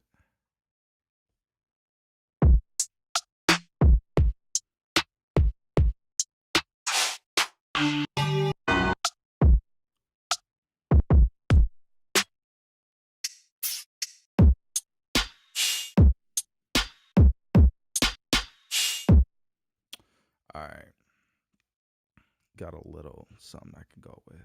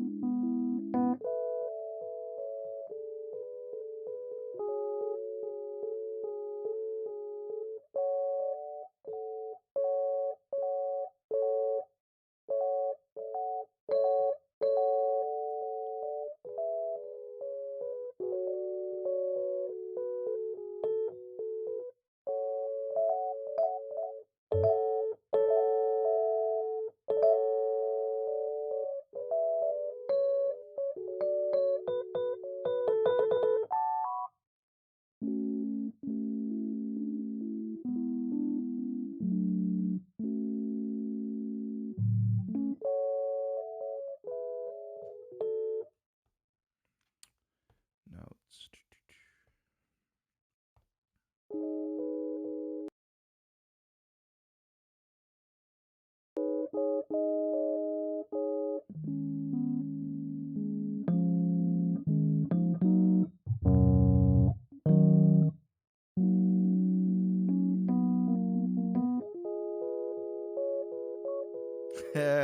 Benjamin says you're getting better at your piano. Yeah, man, it's all thanks to the Launchpad. It's been teaching me how to play piano a lot better. So shout out to the Launchpad.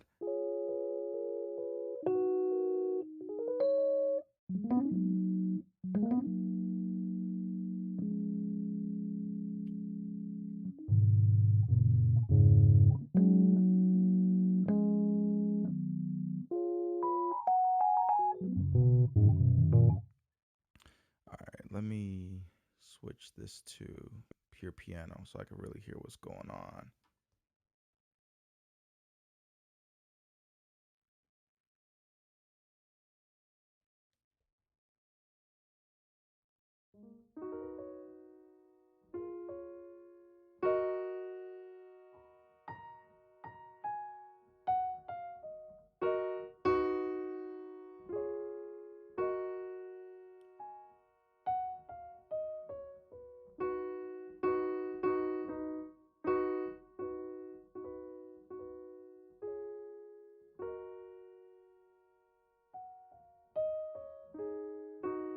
Remind me of what is that? Life.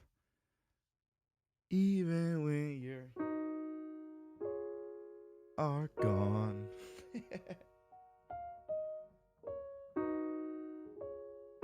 Dang, Launchpad got me playing real songs already.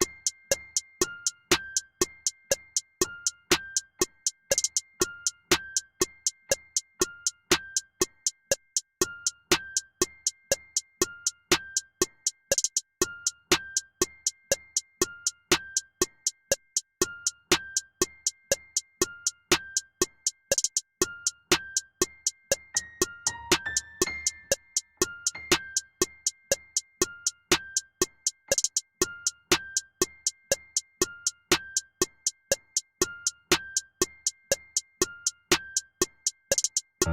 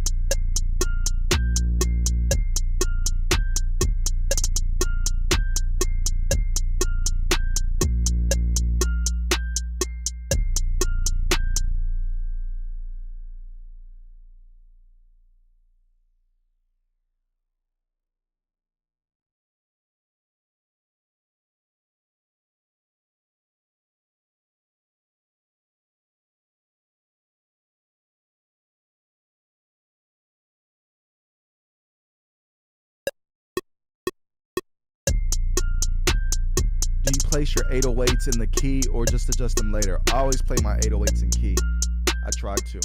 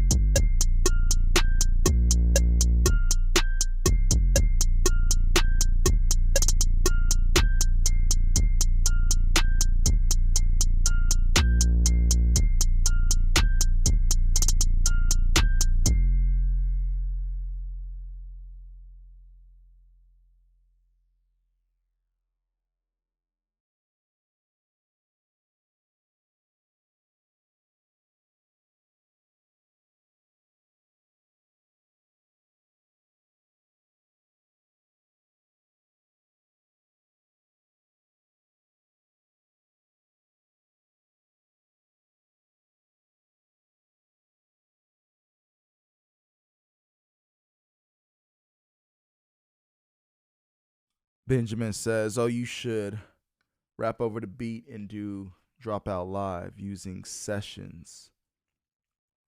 What is sessions?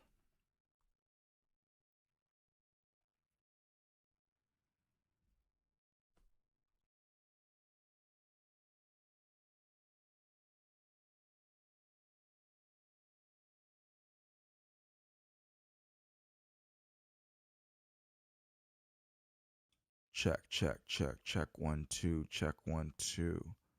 Rebuilding my vocal rack right now. I need to come up with a whole template for this, so I don't have to do this every time. But yeah, right now, this is what it is. Check, 1, 2, check, 1, 2.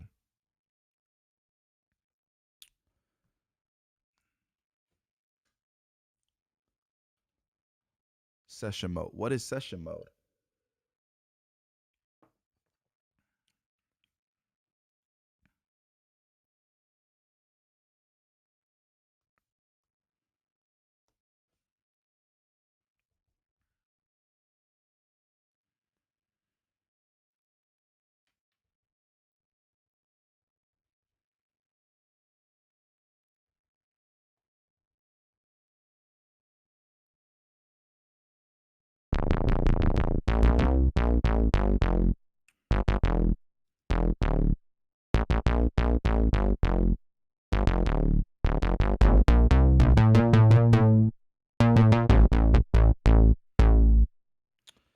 I wish Arturi would come out with some more iOS stuff. Their stuff was pretty nice.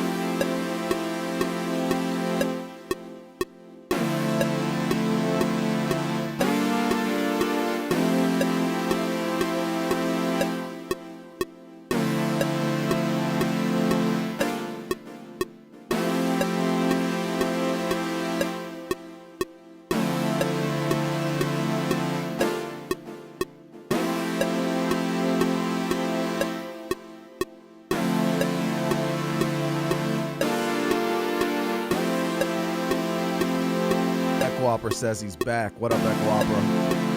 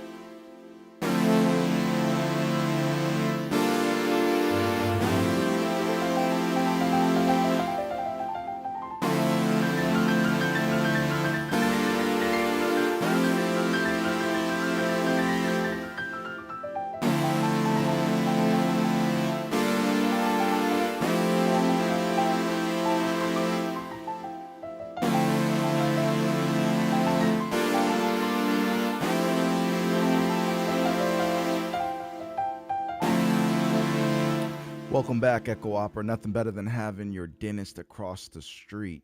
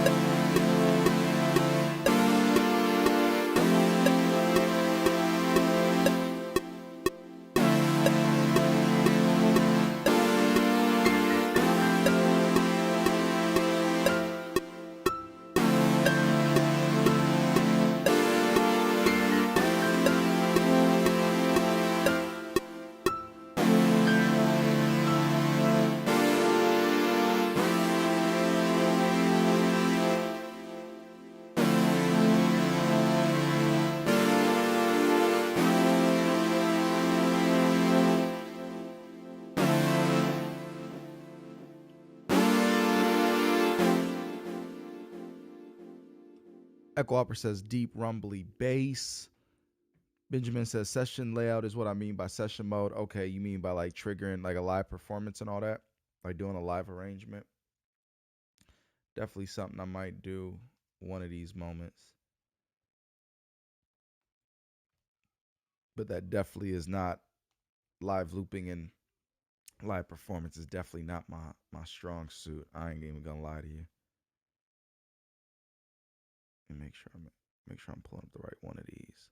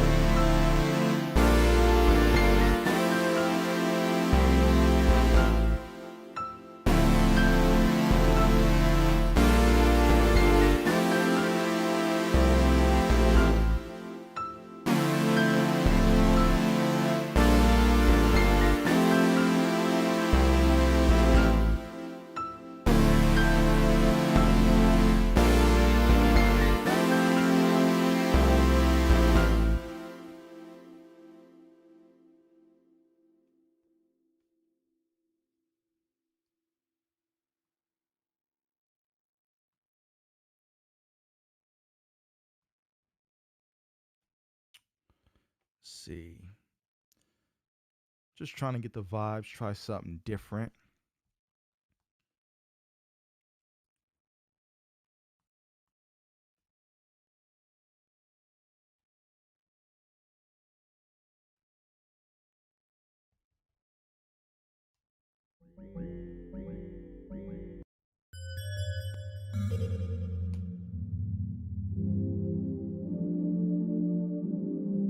Echo Opera says, nice bass. Thank you. I appreciate it.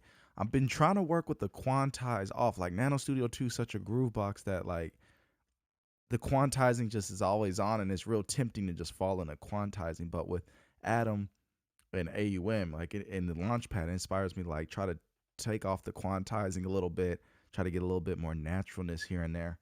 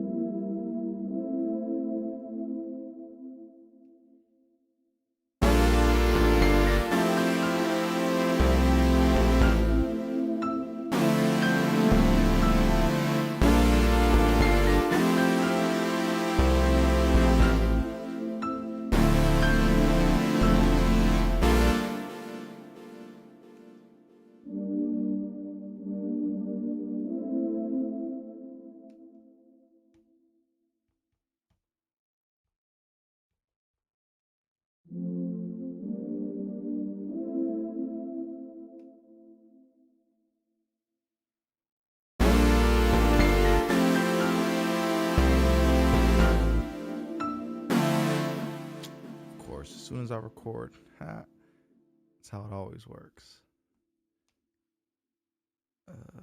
Bring that.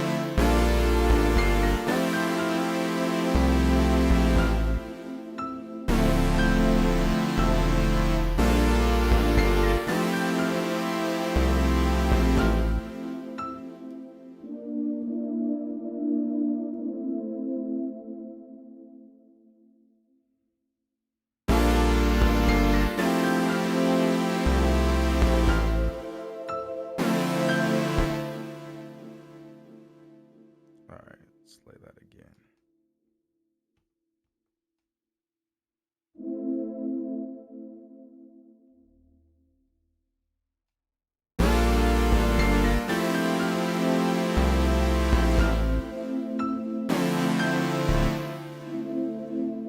Sounds different in the mix now. It's weird.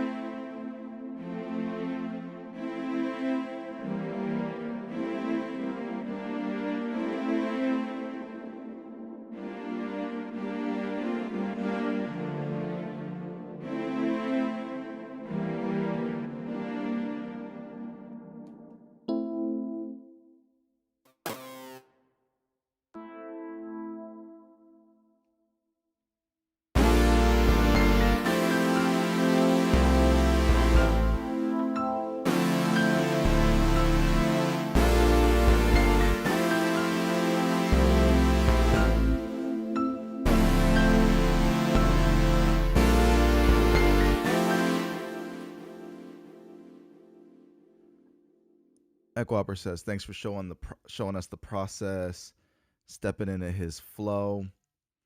I appreciate it. I appreciate y'all joining. Thank you.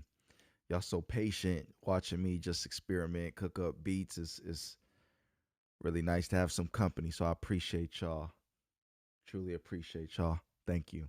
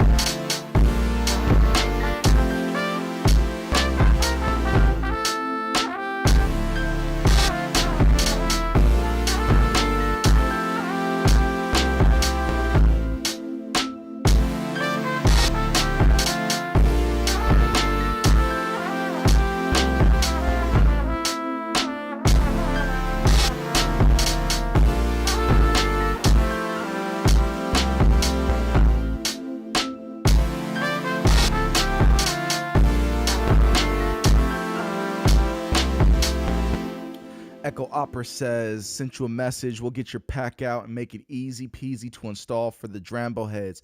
All right, definitely looking forward to that. He also says, do you use the sequencer much on the Launchpad Pro? No, being that I just probably got this like, I don't know, a week or so ago to try out. I have not too much checked out the sequencer mode. I really don't see myself using it for much right now. I'm really just feeling AUM, Atom, that integration, but it looks like it's pretty cool. I definitely might check it out when I have a day to just, mess around and don't really have nothing to get done. I'll definitely check it out. He says, I returned my Launchpad Pro last year and went for the Launchpad X, and I kind of regret it now. Yeah, I got the Launchpad X trying to, is it enough? Can I get away with it? Is this going to be, good enough for what the intended workflow? But in my opinion, the Pro is just so much better. These buttons over here make all the difference in the world for, having a fluid workflow. In my opinion, being able to play, quantize on and off, duplicate, clear, all these things that you get access to when you're on the Atom side of things. You can, clear out the take you just did, you could duplicate, quantize, also having a dedicated play button is a big deal to me. Dedicated, record button with that, and then the fixed length you can use as a rewind button. And then yeah, I just really like the Pro. It was everything that I needed it to be. It's the perfect controller for iOS in my opinion. These little sets of buttons right here and under here make all the difference in the world for my experience and my workflow. But I'm kind of using it like a self-contained like groove box where I don't have to interact with the screen too much. Burn One Beat says, gotta go iOS fam. All right, Burn One, I appreciate you pulling up. Sion says, stopping by to say hello. How's everyone doing? How you doing, bro? Nice to see you. Thanks for pulling up.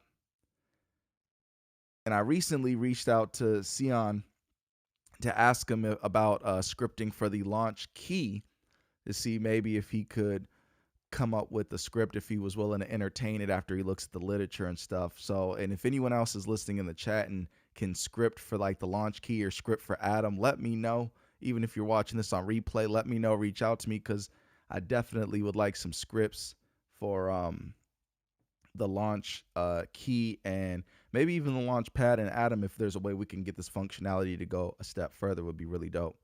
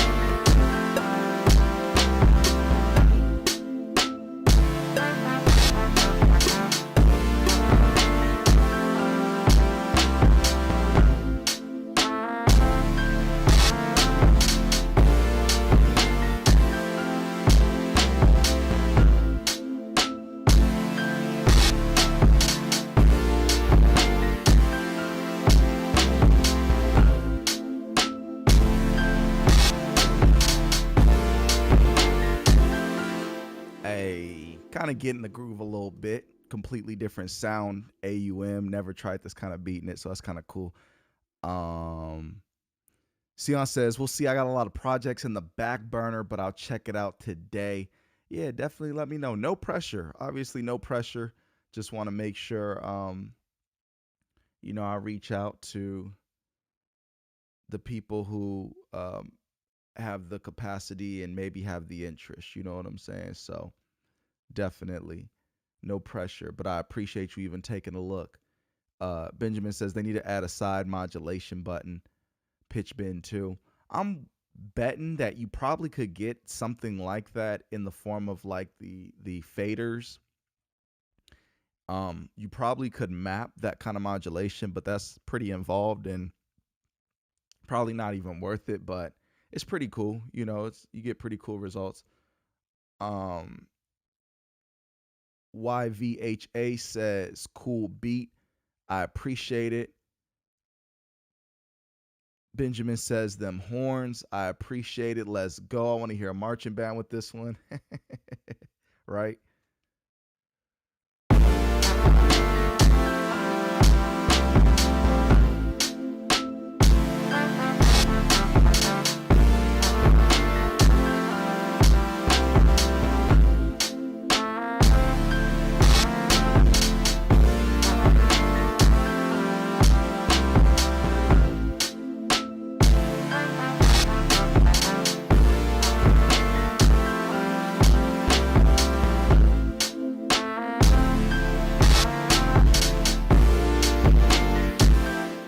Let me see Pipa real quick. Let me see if there's a sound somewhere in Pipa that I can use. I've been trying to find a way to use this this AUV3 more, but gotta love search for the audio unit. Like, why don't every DAW have search? Like, it just makes life so much easier so that you could be in flow.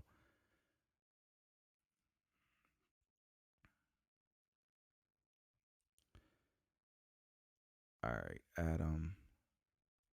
See, can we make some use of Pipa? Like, I feel bad this app don't never get used, but let's see, what are we on? 18, right? 18,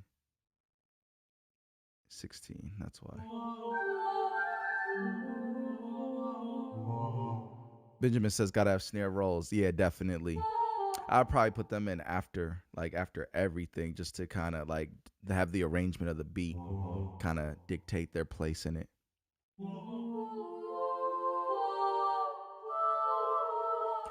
Yeah, there's something about the voice of these that I'm not crazy about. I don't know what it is. Maybe it's because I don't know. It's just, maybe it's the person's voice.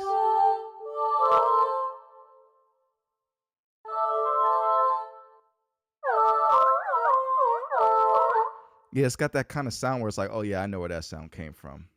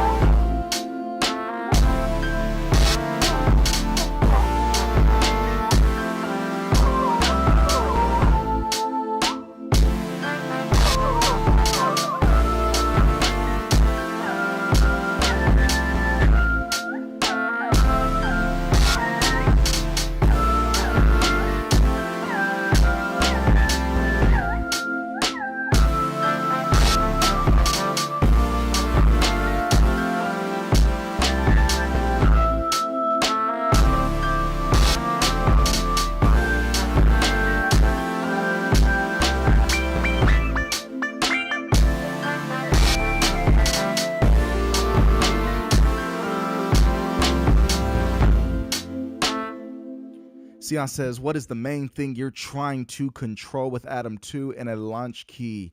Assuming the keyboard can't be used, that leaves the pads and knobs. Yeah, so basically what I want, Sion, is I want session mode, right? So I want, these are all Atom instances here that can be launched and that are automatically mapped to what I have going on the screen here. They perfectly match the instances of Atom within AUM or any other DAW. I would like the pads in the launch key to be reflective of that, right? So, and basically I know we only have 2 rows on the launch key, but if we could have that same functionality in the launch key format, I think would be dope. I'd also like the capture MIDI button to work. Right now, when you hit capture MIDI, bam, you see it arms the record inside of Atom. When you hit capture MIDI, that works perfectly. Quantize, we can also select what tracks we want quantized by clicking and holding. And so I know that the launch key has the quantize button, the capture MIDI button, and a few other buttons. So basically, I would just want the session page and those buttons to be able to work with the launch key. If we could get that on the launch key, just like we have on the launch pad, it would be really epic because it is a nice keyboard.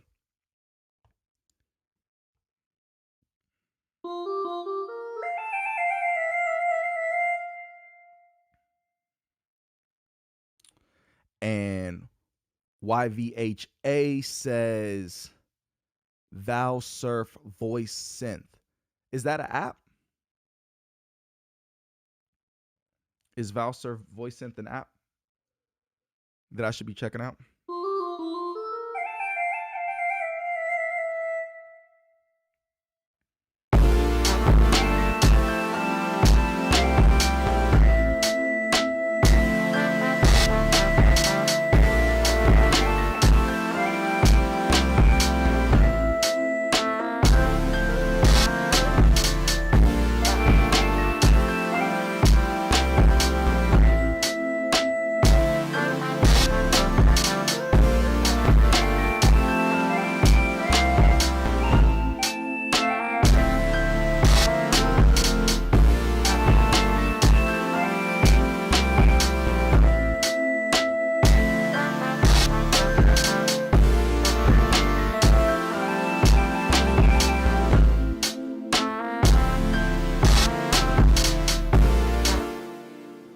Let's see.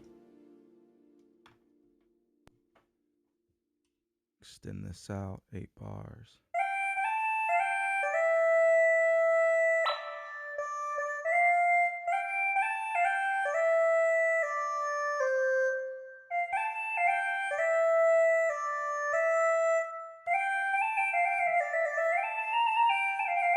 Sion says, I see, thanks for the explanation. No doubt, no doubt. Yeah, thanks for taking the time to consider seeing if you could do something and are actually interested in doing something with it. I think it'd be pretty cool, but, you know, the juice got to be worth the squeeze for you for sure.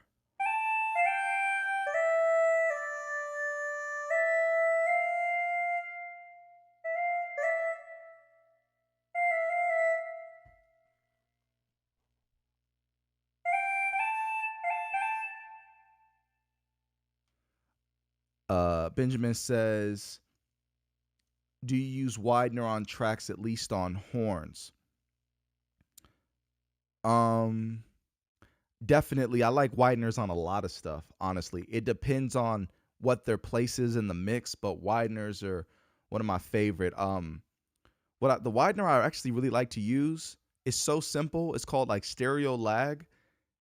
I think it's called stereo lag, and it just works. I had it for a while, and I just use it on a bunch of tracks, and it's just got a really cool sound to it. So yes, I definitely would use wideners on horns, and I definitely use them on tracks. It just depends on how they fit.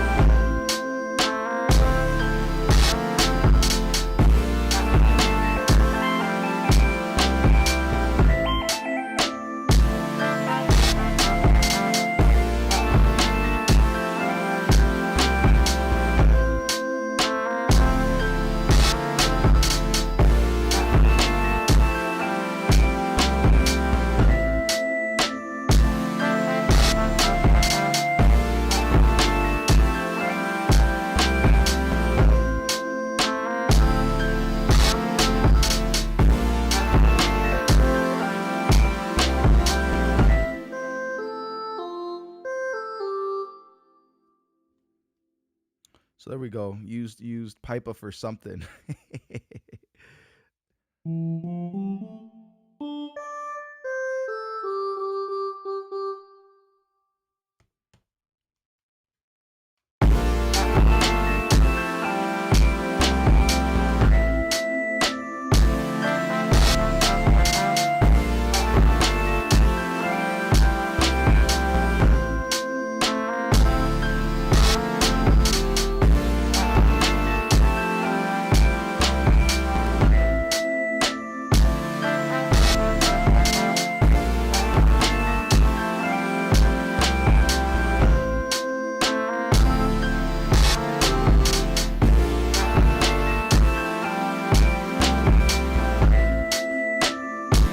Thank you, Benjamin. Appreciate it. He says, I like tracks that fit multiple styles of music.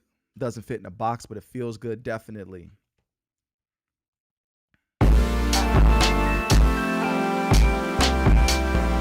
And just to let everybody know, I sometimes like to create a this here where at the top there's nothing, and then underneath it is Atom. And the reason I do that is because every time you hit play on a Launchpad, it automatically will play the topmost track that's going on. So from the session page, if we scroll down, it'll automatically play all the tracks on this top line.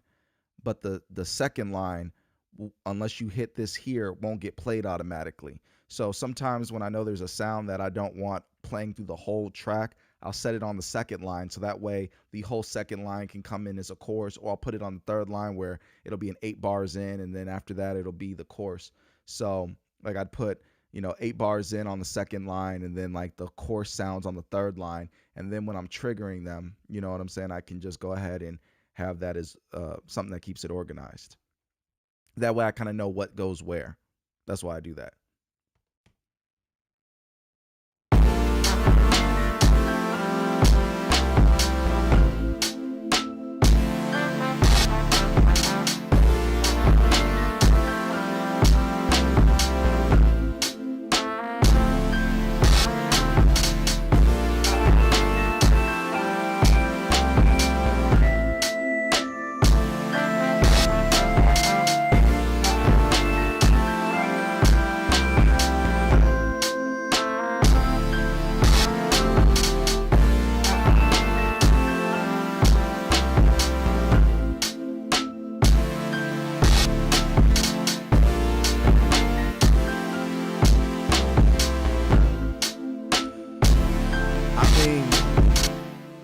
What you can create on iOS is just incredible. I'm sorry if you are a doubter of iOS, it's time to stop. It's time to get with the times. It's time to just realize that you haven't taken the time to really build your setup and your workflow to, really maximize what iOS can do, because there's very little that iOS cannot do in terms of like getting to the finish line. It's like, what kind of beat can you make on iOS? You make any kind of beat.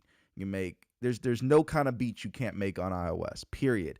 The sounds are here. The workflow is here. It's just taking the time to learn it, understanding that it is not a desktop. It's going to operate differently than a desktop, and you need to adapt to how it likes to work. But once you do that and can come up with a fluid workflow, it is truly incredible the things that you can cook up on iOS.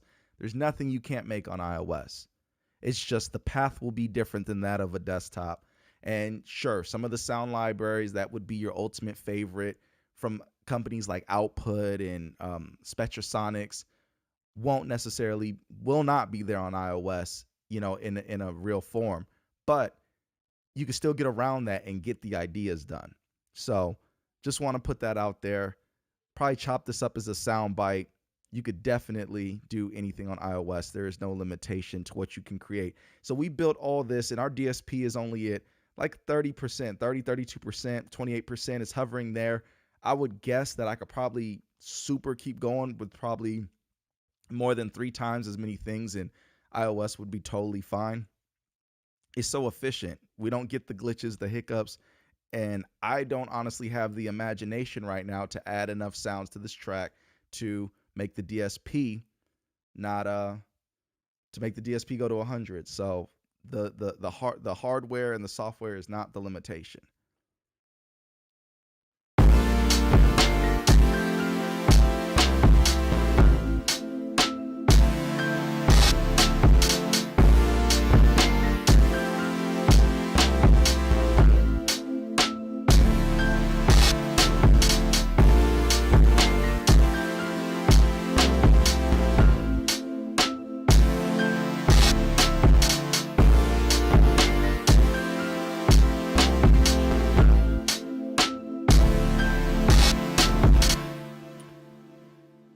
Echo Opera said, see the install instructions. Did you you sent them as a DM, or where would they be at? And Benjamin says AUM rarely, if at all, crashes. Yeah, I had a weird issue at the very, very beginning of the stream, but I have a feeling that had to do with me not restarting the iPad and having too much going on in the background. I don't think that was on AUM. I probably had different instances of Atom open in different apps, and it just kind of like, wait, what's going on? So yeah, I probably had something to do with it, but it definitely, I haven't even saved this project. That's like, AUM got me bold out here. Like, I'm not even saving the project. Beats all the way done and it still has not been saved yet. That's crazy.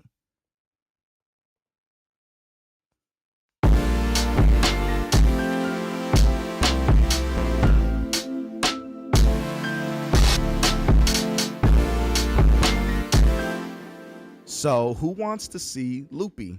Does anyone want to see Loopy Pro? Does anyone want to see it in action just a little bit? Anyone want to see what it looks like? Let me know in the chat if y'all want to see what Loopy looks like just a little bit. I can show y'all Loopy real quick and how I would do the workflow with AUM.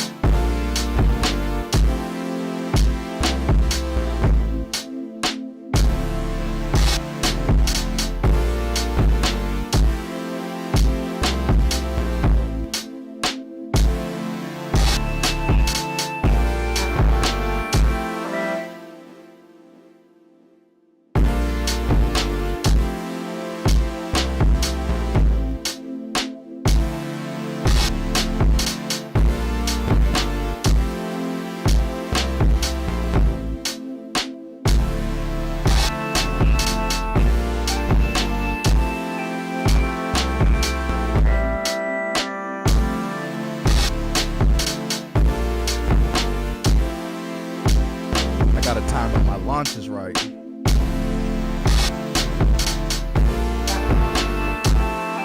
There we go.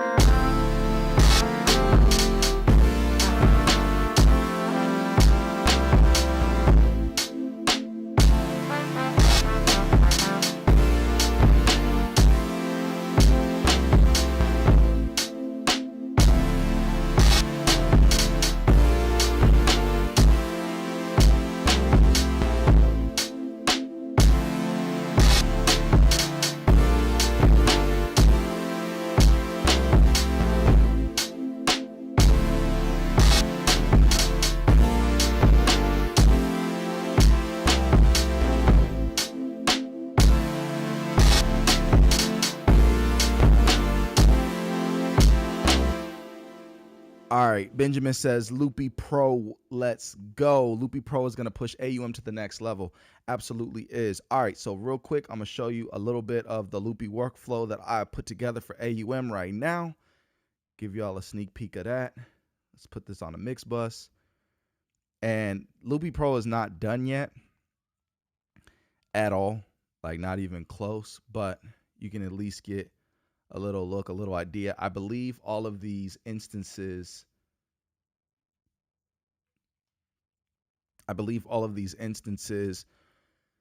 will be able to kind of be like Atom and have different little instances that can then all be brought into one.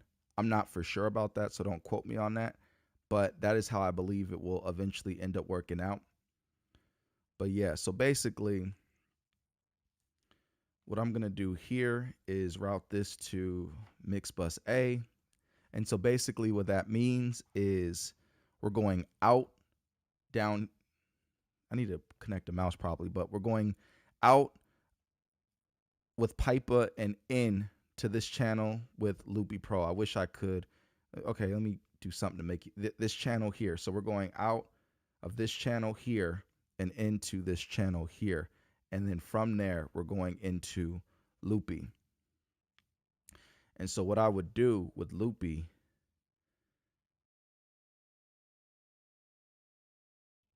Right now, you have to do the tracks one at a time, unfortunately, which kind of is like, but eventually, when this gets a little bit more evolved in the beta, we should be able to route multiple tracks at the same time.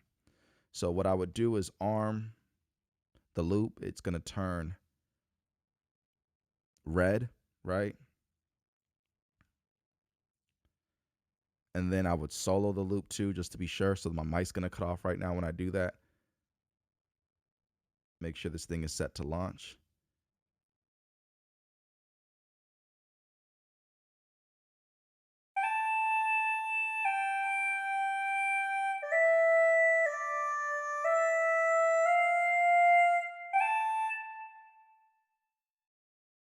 Okay, I've done something wrong. Let me make sure I arm the loop. What's going on? There it is.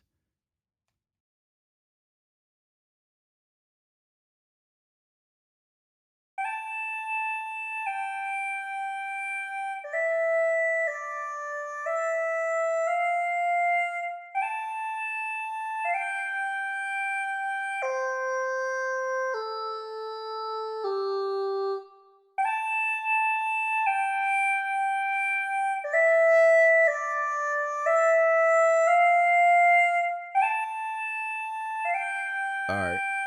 So far we've got that loop done, and I would go through basically this track and then get each other piece. So for instance, right here, we'll go to mix bus A, and then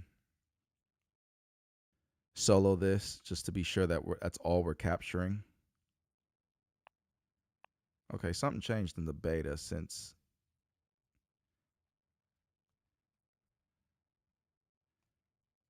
Hold on, let me make sure I arm it.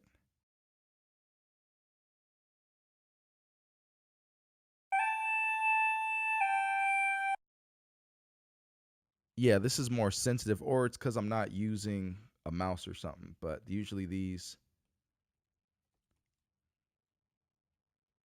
could be the beta doing it, the new version of the beta, but yeah, it's not as smooth. There we go.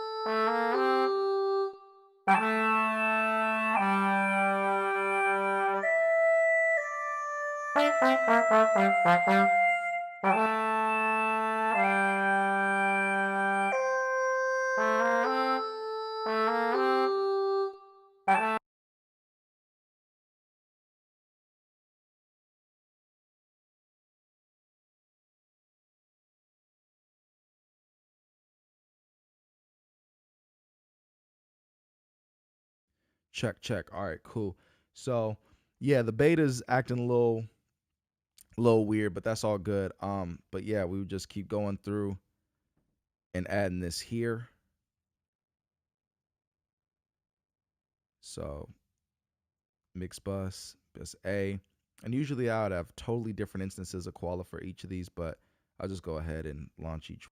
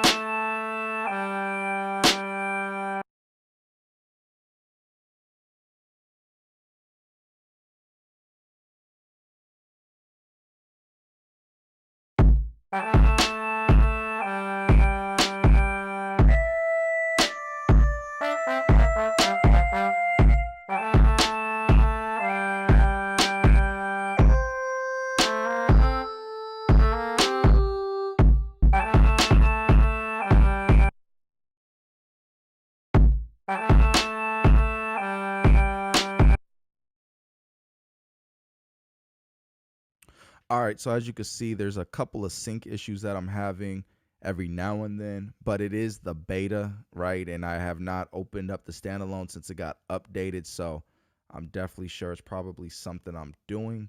But yeah, I'm gonna just keep on building these up real quick just so I can show you the DAW side of Loopy in a few moments after we build this track up.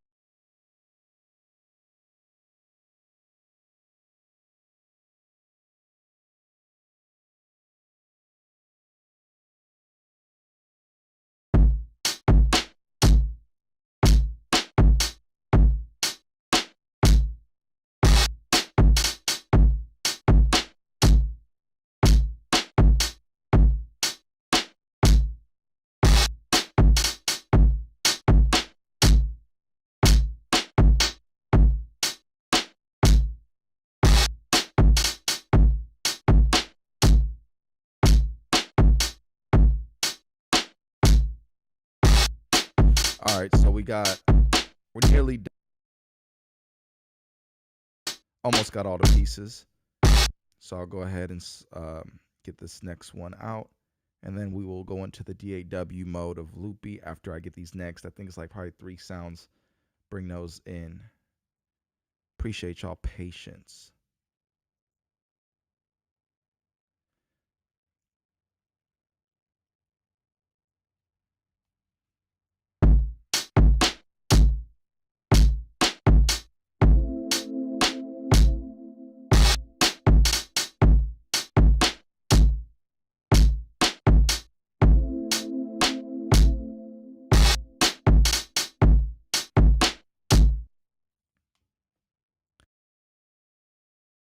Again, Loopy is in a beta, so it's gonna take a little while for it to, you know, kind of get everything in order, but so far it is pretty nice app.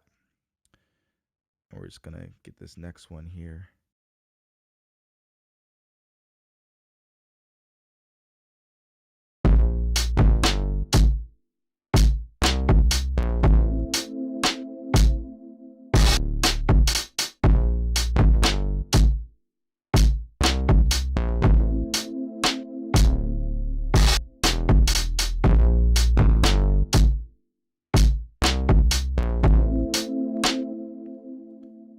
And get these next elements here, get this little piano sound. So I think we got like 2 more and we're good.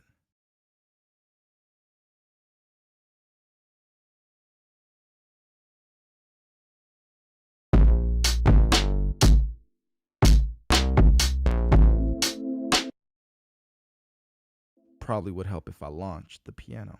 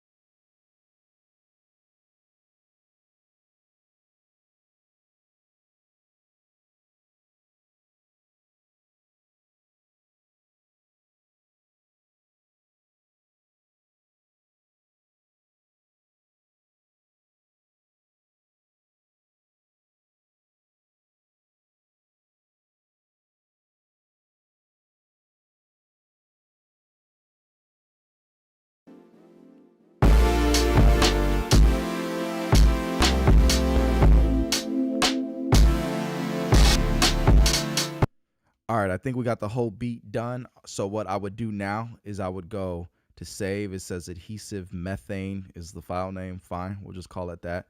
And I don't know, it's little, but I love this thing. When you hit the save button, the way it spins, really cool. But now I'm gonna open Loopy standalone real quick, and we'll build out our sequence inside of Loopy. So let's see, do we have it here?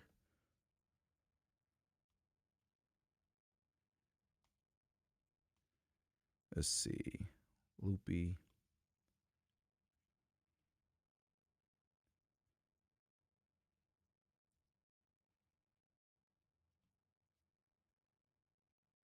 So now I'm in Loopy, and I'm going to go to the projects, and I love that it's got this audio unit extension folder, and we can take what we did is an audio unit. Now we can bring it in, which is really cool. And then we can go to the arrangement window, and we could basically, so first what I would do honestly is I would color code this stuff so I would know what's what. So let's go here, go to our paint bucket, and let's just make the drums blue. So the drums are going to be blue. Our main parts are going to be, I'm going to do this pink color for everything that I kind of want to be in there most of the time. And then orange, yeah, these things can stay orange.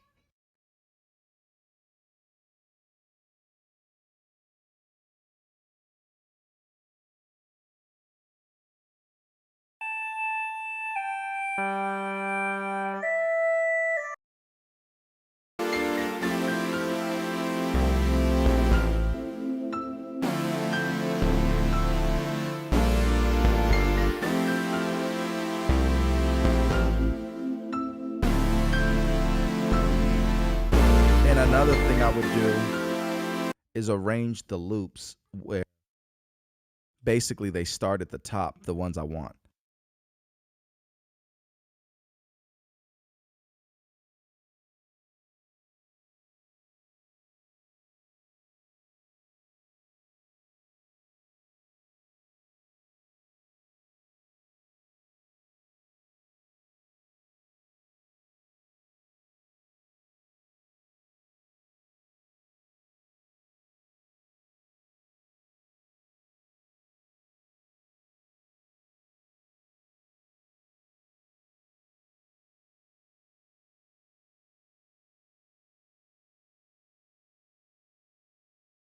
Yeah, and so now we've got them at the top, and then we can just hit here, and now we can build out what we want. Real simple. And I really like that. It kind of reminds me of Logic, how you can just pull, and then it loops.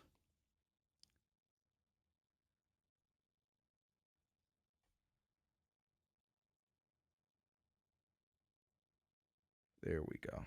Oh, you know what? Why am I not selecting these all at the same time and then doing it? Let me do it with the pencil. There we are. Got it.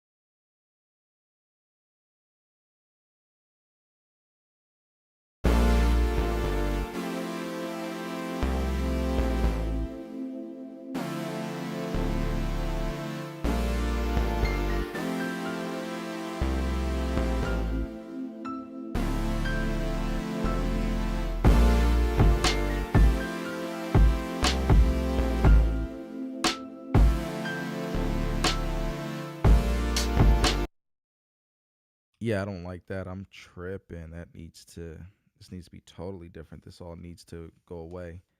Delete, and then select all these together and put those right at the 9, at the 8 bar loop, where then bam. So can build all that together. Again, this is the beta, so there's a lot of little things that are gonna get worked out, but so far it's pretty nice.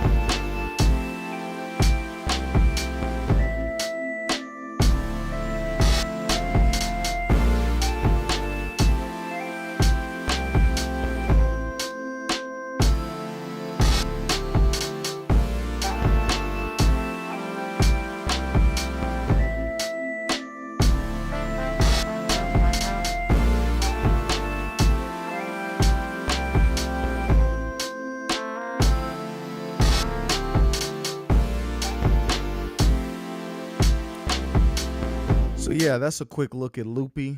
It could do so much more than what I'm currently doing, but this is just a couple of things that are possible with how you can migrate your stems out of AUM into Loopy, do your arrangement there when it's audio files. A lot more features are coming. You can add effects and basically do entire effects racks. Really, it's kind of incredible, all the things that you can do. Let's just say I wanted to use an equalizer.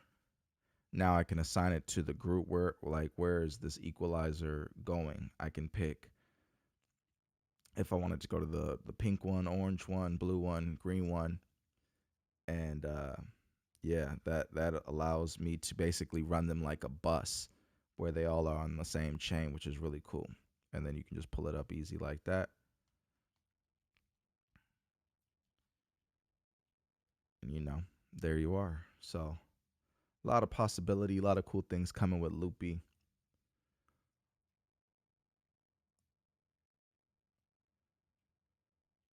Wyatt Lightning says, I trust your expertise at Echo Opera, so I've delved into the Drambo tutorials. Looks like if there's anything I want that isn't there, it could appear on future updates. Yeah, definitely. Drambo is incredible for all that it can do. If you give it the time to really, learn it, I mean, anything is possible with it. It really is. Echo Opera responded, enjoy the ride. It'll be fun. It absolutely is when you're dealing with Drambo, no doubt. Benjamin says, I like naming my loops too, unless you use a bunch of color coding. And he says, I'll test Drambo when it's on sale. Yeah, definitely check out Drambo at some point. It's for sure worth it. But yeah, that's Loopy, the beta where it's at so far. I think it's a pretty cool little app. Michael's working hard on giving us a quality experience. So yeah, I can't wait till it's fully done.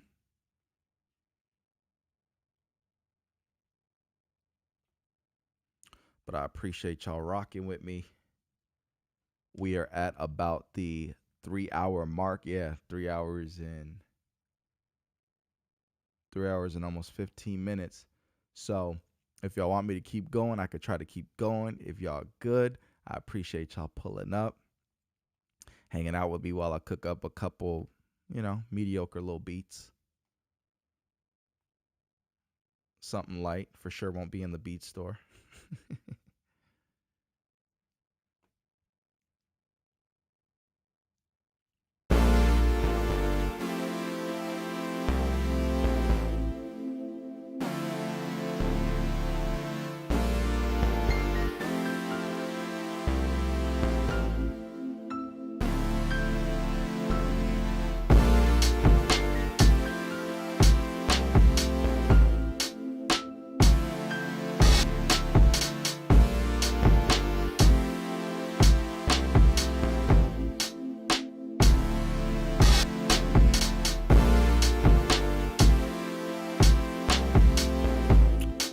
Sion says, have you tested Remix Live with your Launchpad Pro? No, I have not. Should I try it with the Launchpad Pro Remix Live? I definitely will. Let's see what happens. I don't even think I have Remix Live. That's the funny part. I got Groovebox, but I don't think I got Remix Live. I only know about Remix Live, I think, because of your video comparing the launch key and Launchpad Pro.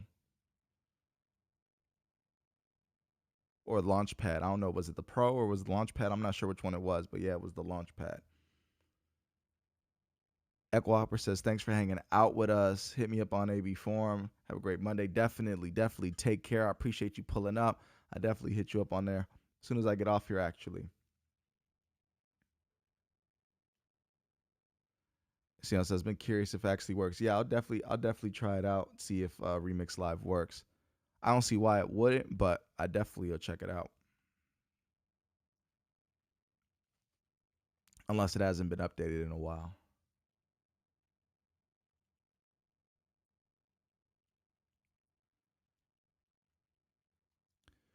But yeah, I'm going to get out of here. Be sure to follow me on all the social medias at iPad Beatmaking. And hit me up if y'all need anything. Always, if you haven't subscribed, be sure to hit the subscribe button and the notification bell. Be sure to check out some of the best kits available for iOS at iPadBeatMaking.com. Let's go.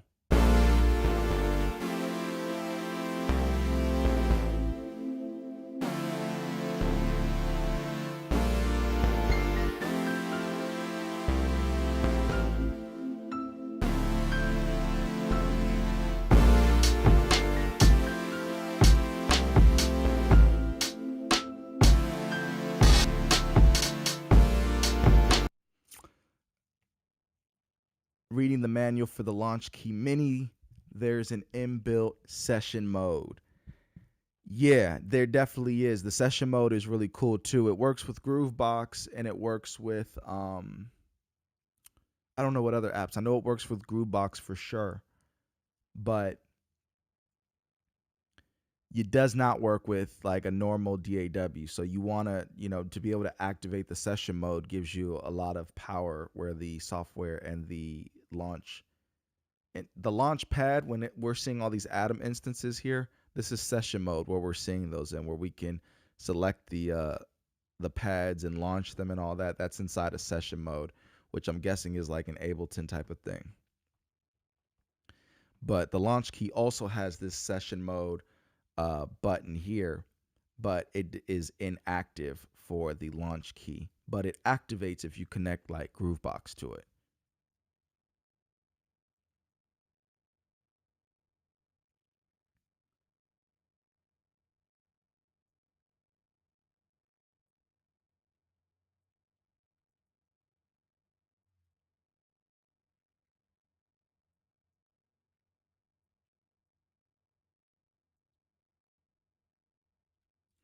Yep. So yeah, it all the cool functionality that you get with Atom Piano Roll on the Launchpad is due to its integration with the session mode, which is really dope.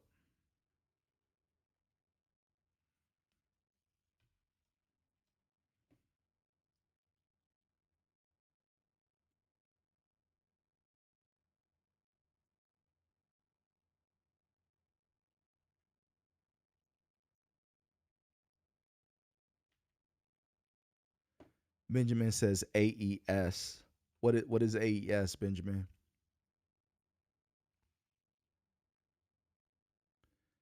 Yeah, session mode works with AUM. With Atom too, it absolutely does.